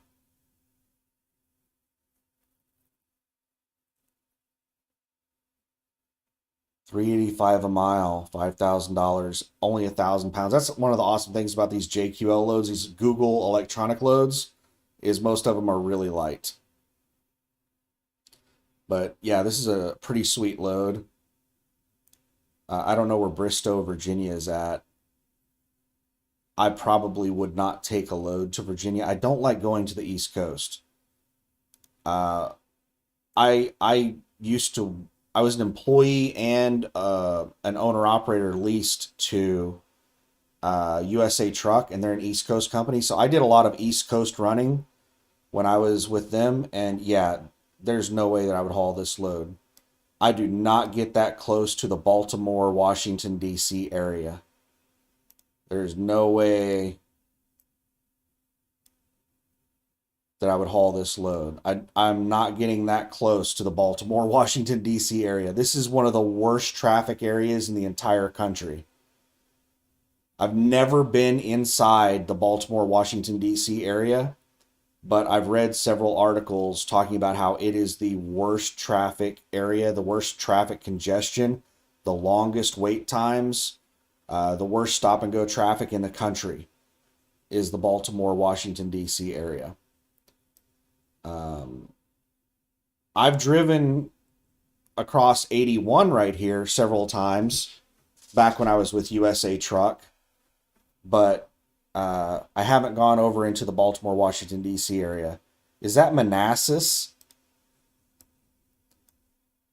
Right there? Manassas is, yeah, that's Manassas, Virginia. That's a really big destination. I see, when I was at USA Truck, I saw a ton of loads going to Manassas, Virginia. I think Manassas is, this whole area right here is probably a really big, like industrial park that feeds the Washington and Baltimore area. That's what I'm guessing this area is right here, is a massive industrial park that feeds the Washington area. But yeah, I would not. It looks like a good load, but I don't go over on the East Coast, so I would not take that load, even though it's a really good load. Anyway, back over to the building material stuff. That news article is talking about tens of billions of dollars of things that are lost. And then just a few months ago, we had the hurricane stuff. Where they just decimated areas. I don't know how much the cost of that was. Hundreds of millions, billions. I don't know. It's a lot. What does that mean? Well, it takes time for rebuilding to happen. So if you lose everything and you're Elon Musk, let's say that you have a house that just burnt down in the LA area and you're Elon Musk. Well, you have an infinite amount of money. You can make things happen. You don't have to wait on stuff. So Elon can start having his home rebuilt immediately. Like, he can have construction crews on standby just waiting for the police department and the fire department to open up the area. And as soon as they open up the roads to allow people back into those areas, Elon Musk is having his home rebuilt. Well, not everyone in the world is Elon Musk. Most people are going to have to wait for insurance companies to pay out. So they're going to have to go through a process where an insurance adjuster is going to have to come out and inspect, and they're going to have to do all their paperwork and stuff, and then they're going to have to pay out. And in large things like this, it usually takes a while to make that happen because they're so overwhelmed with all of the requests. And a lot of these people don't even have insurance against fire, because almost all of them had their fire insurance dropped a couple of months ago because of the extreme risk of fire because of mismanagement in California. But anyway, you have to wait on the insurance to pay out. And then after that, you have to go into the process of, let's refresh this. No. You have to go into the process of finding a contractor. What the hell? The destination for that load changed. Or did they post a new load? Now we have a Fort Worth, Texas to the Dalles, Oregon. Or I don't know how they pronounce it. The Dalles, Oregon. Dallas, Oregon. The Dalles, Oregon. Dalles. I don't know how they pronounce it. And it's paying $1 a mile less. It looks like they edited the load that was going to Virginia, because it's been on the load board for the exact same amount of time as the Virginia load. So it looks like maybe they screwed up on the destination on that Virginia load, and it was going to the Dalles instead. Weird. No, the weight changed. So that, I think that's a new load maybe. But it's on the load board for the same amount of time.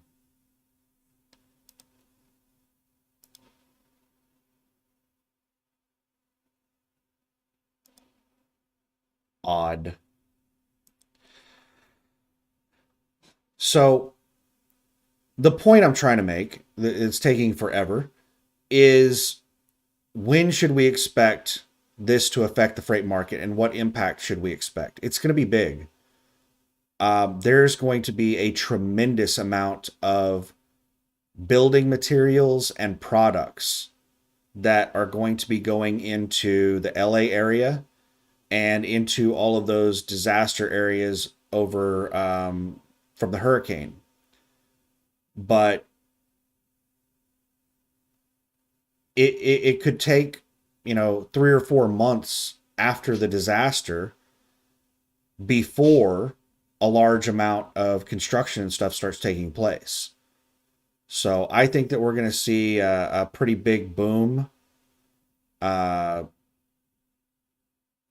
with construction materials, building materials, and just all kinds of products.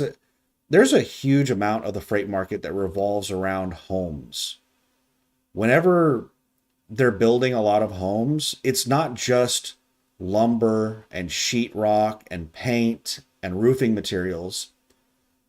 It's also all the crap that's in Home Depot, because when somebody buys a home, then they're going to Home Depot and buying lawnmowers, and they're buying landscaping stuff, and they're buying drapes, curtains, they're buying water hoses, bird feeders, like everything that you use in a home, microwaves, furniture.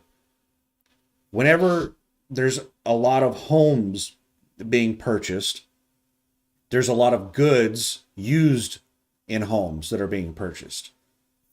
So all of those homes being destroyed, they didn't just lose the home, they lost everything in the home. So there's not just going to be a ton of building materials heading into the LA area and into the Carolinas and all those other places devastated by that hurricane. There's going to be a ton of electronics and furniture and weed eaters and lawnmowers and curtains and dishes and plates and pots and pans and just everything. So there are several things. Okay, so whenever we had the downturn in the freight market, let me hit the refresh button again.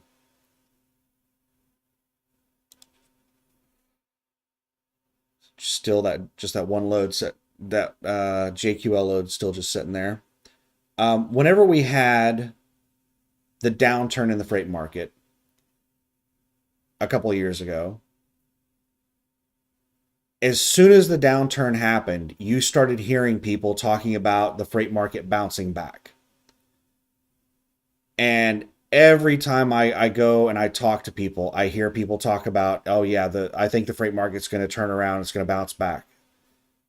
Okay, when and why? And they think it's going to bounce back within the next couple weeks or the next month. And the why? Because of their feels. They just feel like it's going to bounce back.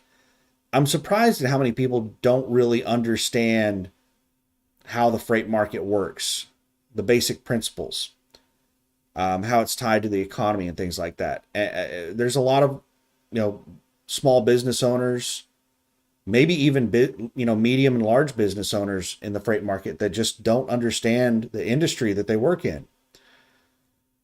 But the whole time I've been hearing all these people talk about they think the freight market is going to bounce back. And they don't really know why. And the win is just soon, next week, next month.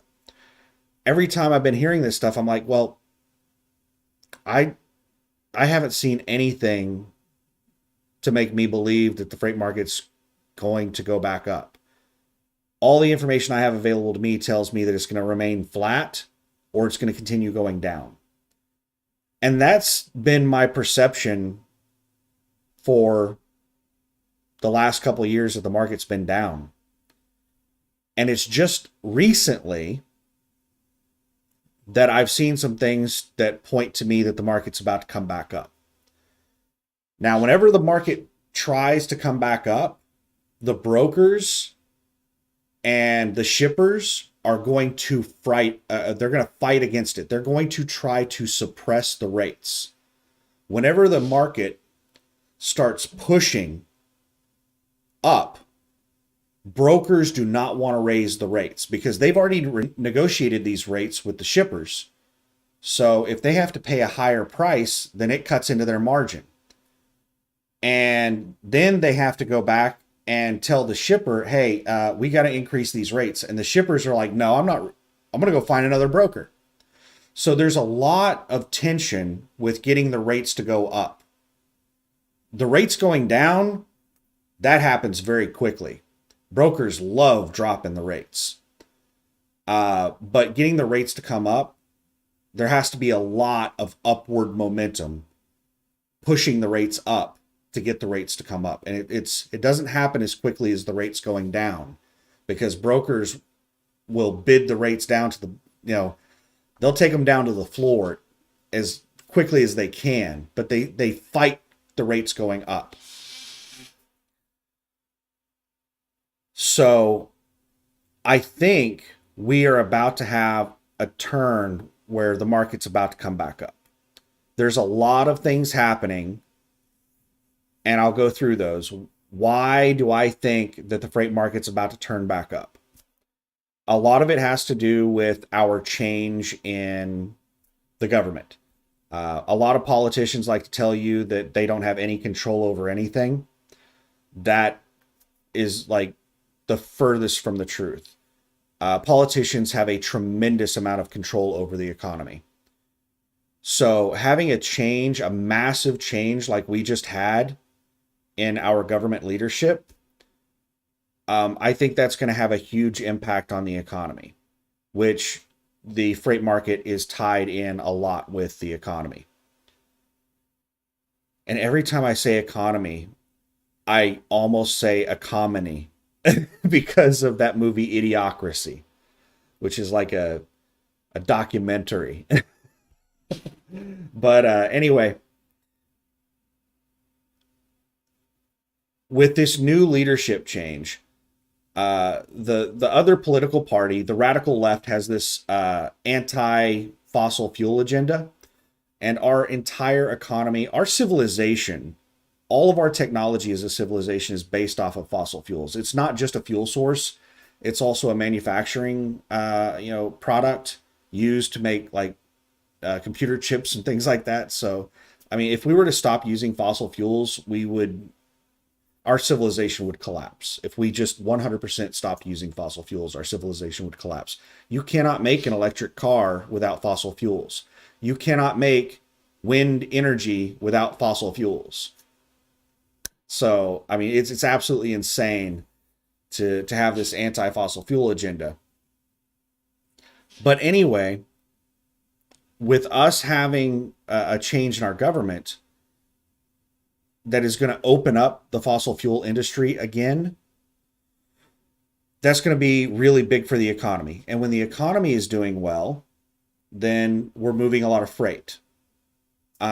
Whenever they open the floodgates for the fossil fuel industry, that drives fuel prices down, which is also really good for the economy. High fuel prices suppresses the economy. Low fuel prices propels the economy. So we are about to see really low fuel. The fuel prices have been plummeting ever since Trump won the election. So they're going to continue going down. The economy is going to continue going up. And then the other thing about it is this America First agenda.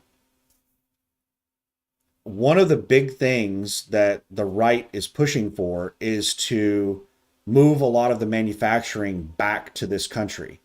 There's lots of reasons to move the manufacturing back to this country. It's a national security issue for us to be so dependent on other countries, especially countries that we consider to be adversaries. Just like one particular thing, antibiotics. I've heard that something like 90% of the antibiotics in this country are made in China. That's how dependent we are on other countries, even countries we consider to be adversaries, countries that we could potentially be at war with. Could you imagine if we went to war with China and all of our trade with China stopped and like we ran out of antibiotics in this country? You can't have any surgery without antibiotics. They can't risk cutting you open without antibiotics because there's so much bacteria in everything. You will get an infection. So like it would be devastating. So one of the things that they're wanting to do, they're starting to do, they've been doing, and they're increasing, is moving manufacturing back to this country. One of the things I've heard about them moving back to this country is chip manufacturing. Like right now, almost all chips in the world are made in Taiwan. Well, Taiwan may be under China's control in the near future. So that is a huge national security thing. So they've been quietly moving chip manufacturing into the United States. I heard that they're building some massive chip manufacturing place in, I think, Arizona. Let me put this over here. Taiwan chip factoring moving to U.S. Yeah, right here it is. So I just did a search. Taiwan chip manufacturing moving to U.S. TSMC Arizona expects to begin high volume production in their first fab in the U.S. by the first half of 2025. Thanks to investments like those at TSMC Arizona, the United States now on track to produce roughly 20% of the world's leading edge chips by 2030. So this is something that's already happening, is that we are moving manufacturing back to this country for many, many reasons. One is, it gives us a stronger economy, but a big part of it is national security. It's dependence on other countries. It is really dangerous for us to be so reliant on other countries. So we are slowly moving manufacturing back to the United States. But every time the Republicans get into power, it speeds up that process because the Republicans are the ones pushing to move manufacturing back to this country. The Democrats are doing the exact opposite. They're fighting against it and trying to, they're pushing towards, I don't want to get political, but the Democrat, in case you don't know, it's not a big secret, but a lot of people don't know. Even hardcore Democrats do not know what their party's agenda is. The Democrat Party agenda is a one world government. They think that if we have one single government controlling the entire world, it's going to be a utopia. There won't be any more wars and all kinds of ridiculous stuff like that. They have this like Star Trek utopian ideology. But that's what they're working toward, is a one world government. Uh, and if you understand that, then you understand why they're doing all the things that they're doing. But a lot of people, even though they don't try to hide that fact, a lot of people don't understand that that's what they're trying to do. Nobody has still taken the, well, I guess that isn't that great of a load. The JQL load, it's only 264 a mile. They dropped the rate quite a bit when they listed it to the Dales from, what was that, Bristow, Virginia, basically Manassas, or the Washington, D.C., Baltimore area. They dropped it by $1 a mile. So 264 a mile isn't that awesome. But JQL is generally, if a load sets on the load board, they will increase the rate. I believe every 15 minutes is usually what it is. Every 15 minutes, they'll increase the rate. And if the load sets on the load board for an hour, it will reach the maximum that they can increase the rate on that load. But they haven't increased the rate on this one, and it's been there for 19 minutes. So maybe their policy has changed on how they deal with these loads. But it was like clockwork. It used to be. And I figured that out. So whenever I saw them post a load on the board, I wouldn't try to book it for an hour. I would just sit there and wait for them to raise it up to the max. And then I would call in and book it. And I've had several people, while I was booking the loads, mention that the load had reached its max. That's how I know that. But anyway, so we're having a big political shift that is going to be really good for the fossil fuel industry. And our entire technology as a civilization is based off of fossil fuels. So cheap fossil fuels is amazing for the economy, which in turn is amazing for the freight industry. And we're going to see an acceleration of manufacturing moving back to this country. Just with the threat of tariffs, it's causing companies to start planning to move manufacturing back into this country. And if Trump actually follows through with any of the tariffs, you are going to see a rapid movement of manufacturing back into this country. It's going to be like, we're going to have a huge freight boom. Like, Trump is really, really, really huge at bluffing.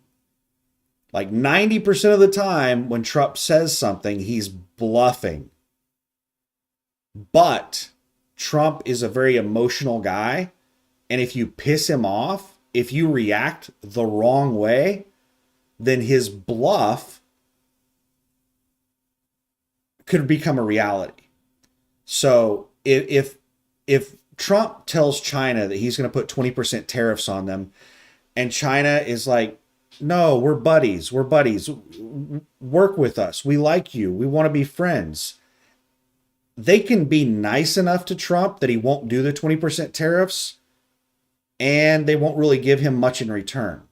They can finesse Trump. But if they come in and they're just dicks to Trump, and they're just like, screw you. You know, your 20% will hurt you just as much as it does us, which is basically what they've said. They basically said that, you know, if you tariff us, it's going to hurt you more than it's going to hurt us. If they keep up with that attitude, Trump might actually like put 20% tariffs on them. Another thing that they're talking about doing, I don't know if Trump's going to follow through with it, but Trump said he's going to get rid of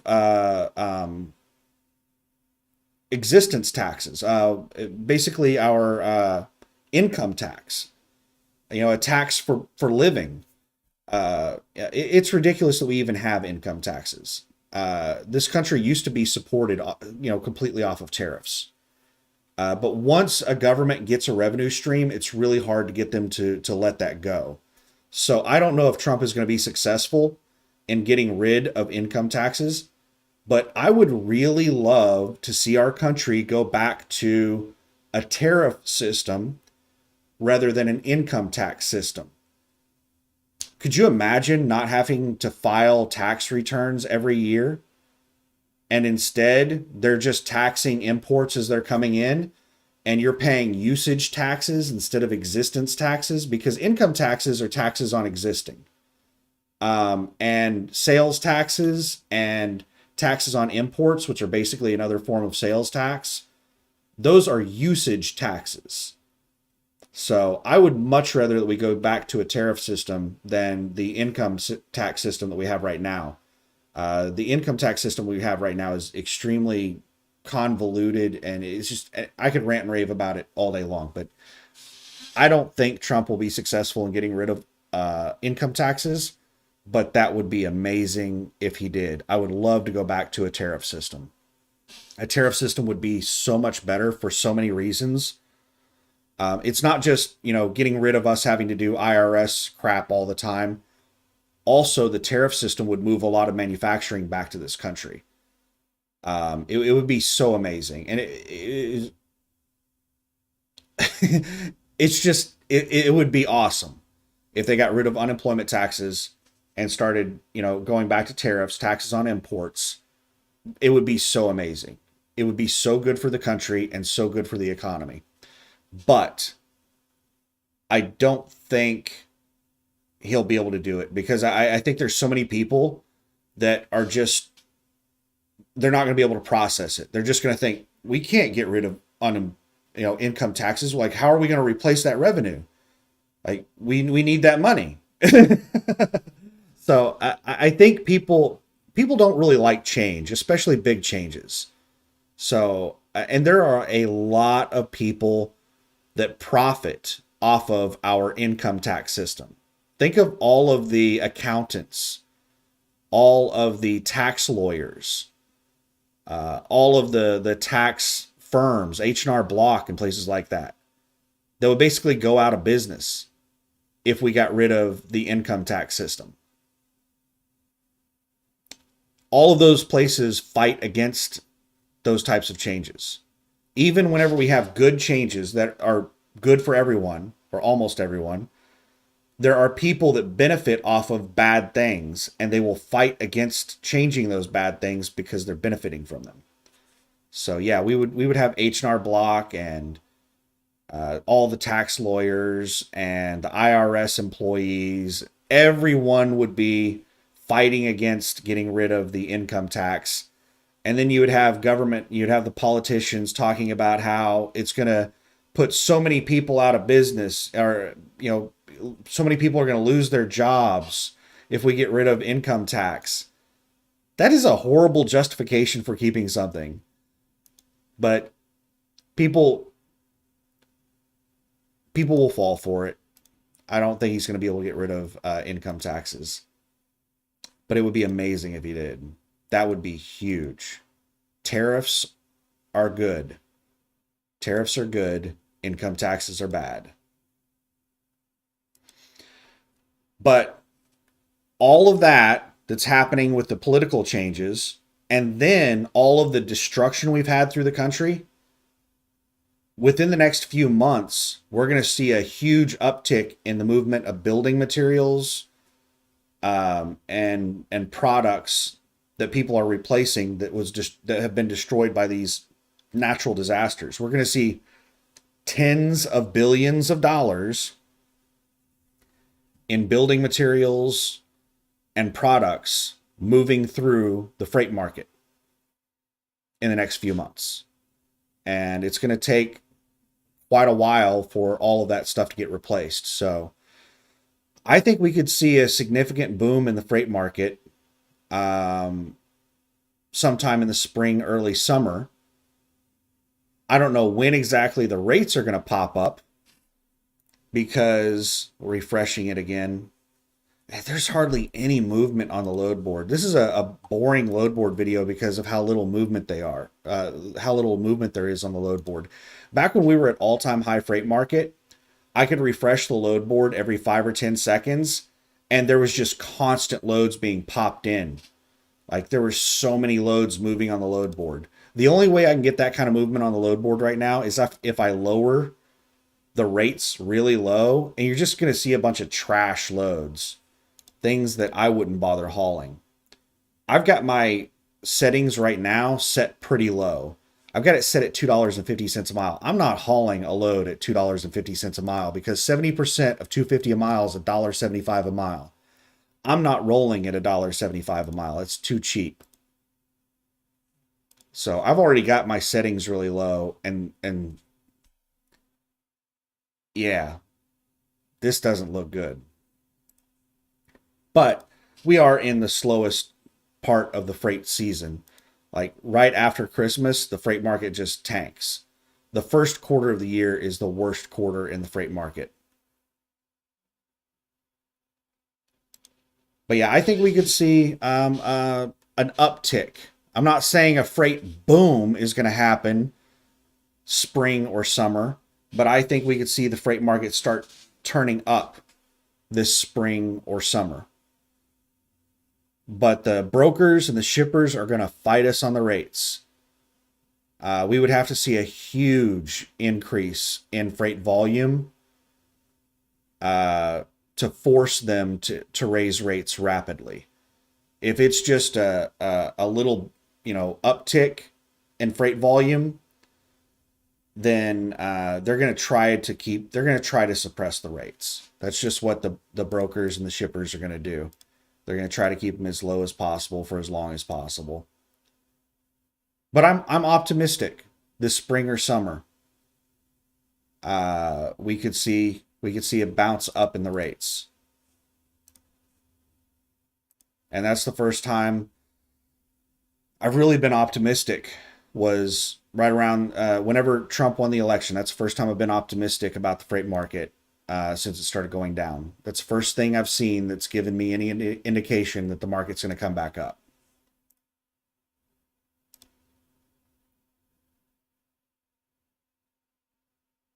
But I think I'm going to wrap this up because I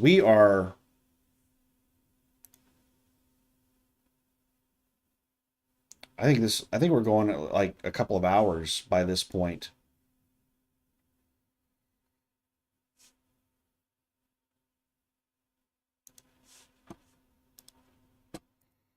So let me think. Is there nothing really going on within 250 miles of Oklahoma City, which that's a pretty big area with a lot of decent little markets in it. It's got Oklahoma City, the Dallas Fort Worth area, Tulsa, Joplin.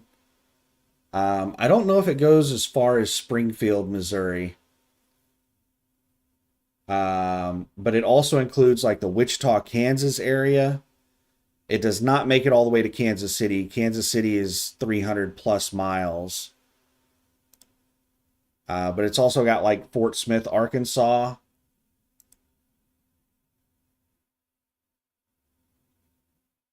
Yeah, this 250 miles around Oklahoma City. There's a lot of places, and there ain't nothing going on here. All right, let's see. Is there some other place we want to look at real quick?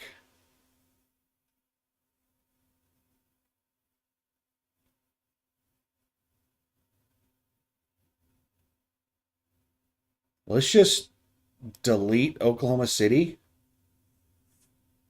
201 available loads.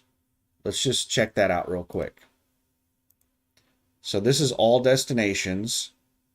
And let's sort it by just total revenue.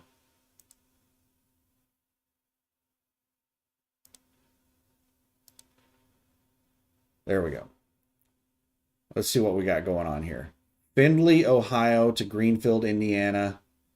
14 extra stops. It's a low rate per mile load, but it's a massive mileage because of so many stops. $10,668. These are the full rates. We get approximately 70% of this rate. I have to always reiterate that. Oak Grove, Missouri to Rockets, I'm guessing Center, West Virginia. Rocket Center, West Virginia. 280 a mile. Another, fairly low rate per mile. big mileage load. Here we go. This one's awesome. Florence, South Carolina to Princeton, Indiana. This is another one of those auto part loads. $12.21 a mile. It's 655 miles, paying $8,000.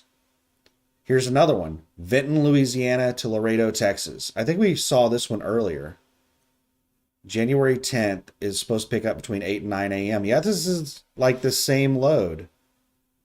I think this is the same load. It's still sitting on the load board. Yeah, it's been on the load board for 3 hours. It's past the pickup time.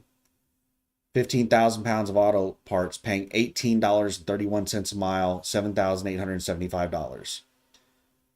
And then we have the Oklahoma City to Burridge, Illinois, which is basically that CGI load that's 3 loads packaged into one. Oklahoma City to Denver, then Denver to Salt Lake, and then Salt Lake to Chicago. Las Vegas to Tulsa. It's an auto part load, but not all auto part loads are the same. This is a cheap auto part load. And this particular agency, I don't like this agent. I don't think I've ever hauled a load for this agent, but this agent calls me all the time and texts me and emails me all the time. This is a very aggressive agent. I have actually, I normally don't answer the phone when agents call offering me loads because I have my account flagged as do not call. They're not supposed to call to offer me loads, but they still do. But I will say that since I've gotten back home, I haven't gotten like a single call from an agent, which is crazy. I have not gotten one single call from an agent since I delivered that load in Dallas on December 21st. That is absolutely crazy. That shows how much the freight market has tanked. Is that normally I'm getting 2 or 3 calls a day. And whenever I stop getting calls from agents, that means the freight market tanks. And whenever I start getting like 20, 30 calls a day, that means the freight market is on fire. I haven't gotten a single call since I delivered that load on December 21st. And the agents think that I'm sitting in Dallas looking for a load. Dallas is a pretty nice freight market. For me to not be getting calls to pick up loads when agents think I'm in Dallas, that's pretty crazy.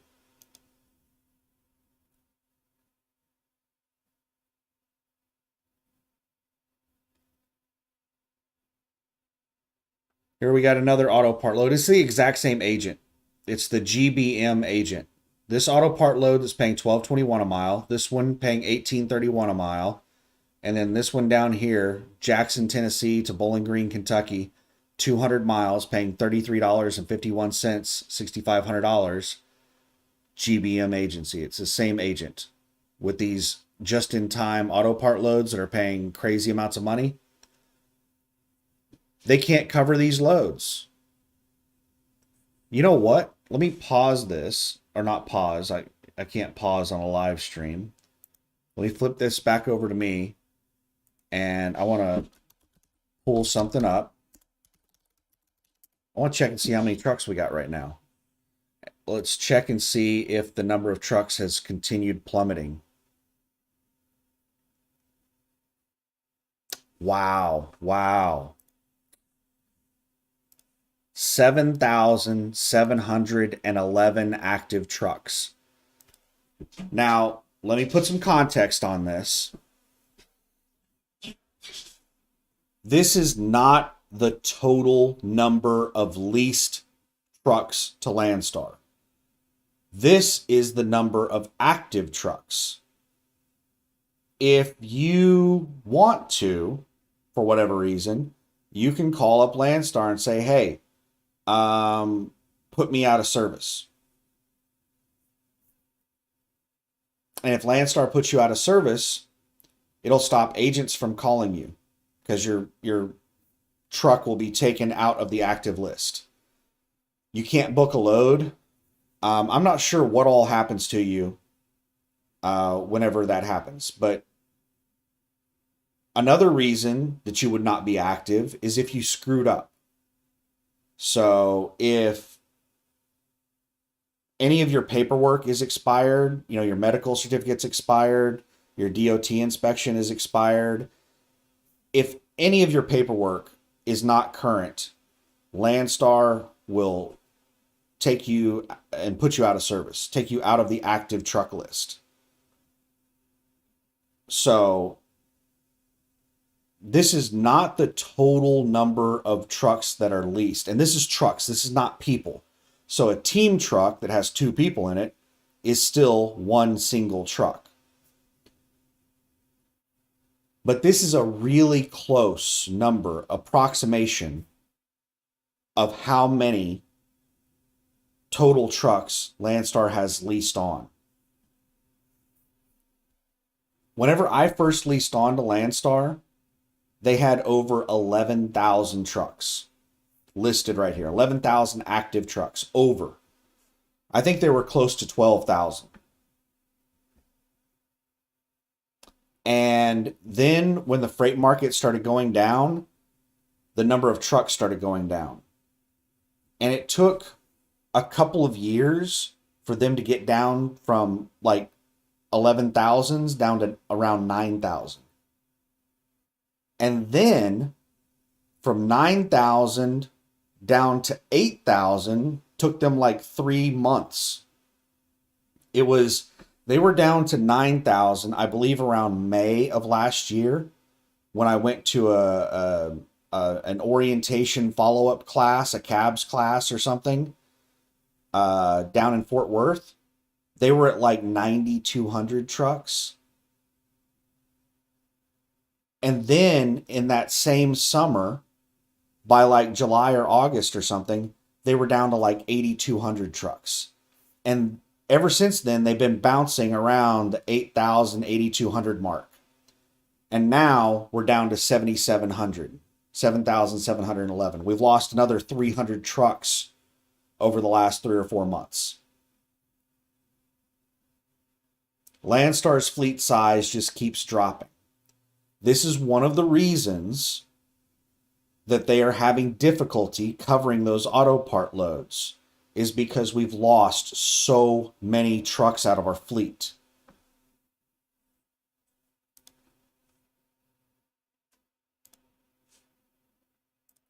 So let me pause. Not pause. I keep saying pause. Let me do a search of just that one agent.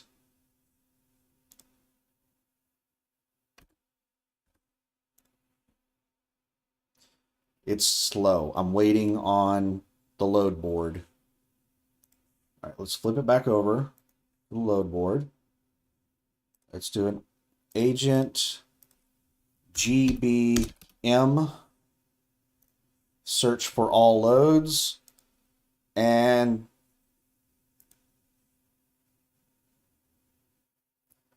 it looks like one of their loads got covered. That $18 a mile load is gone.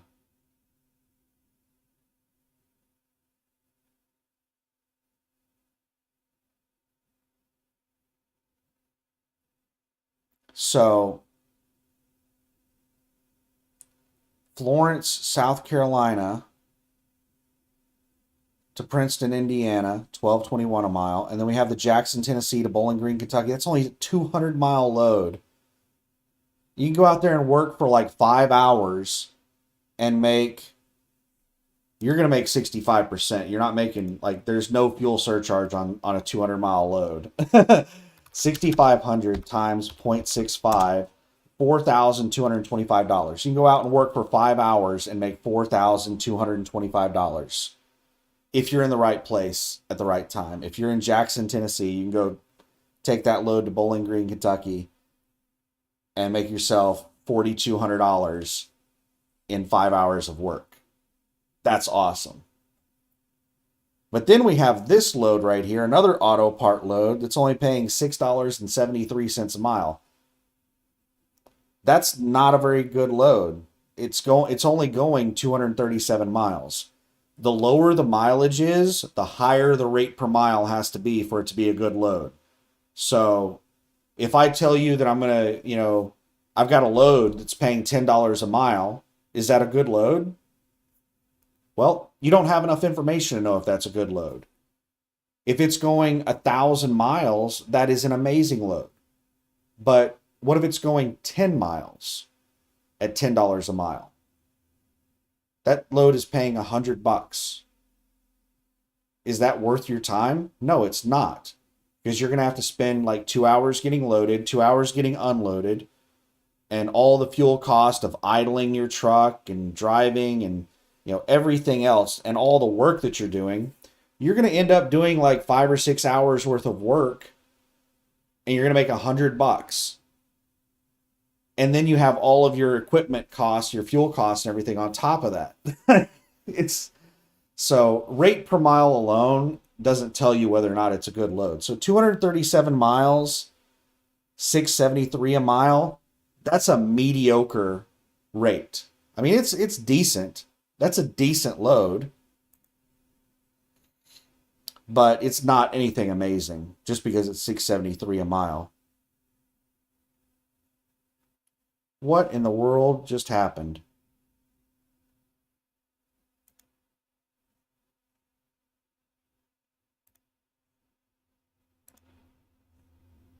Hold on a second.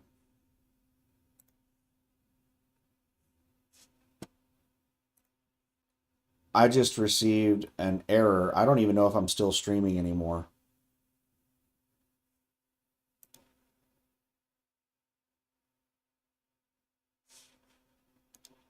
Just a second.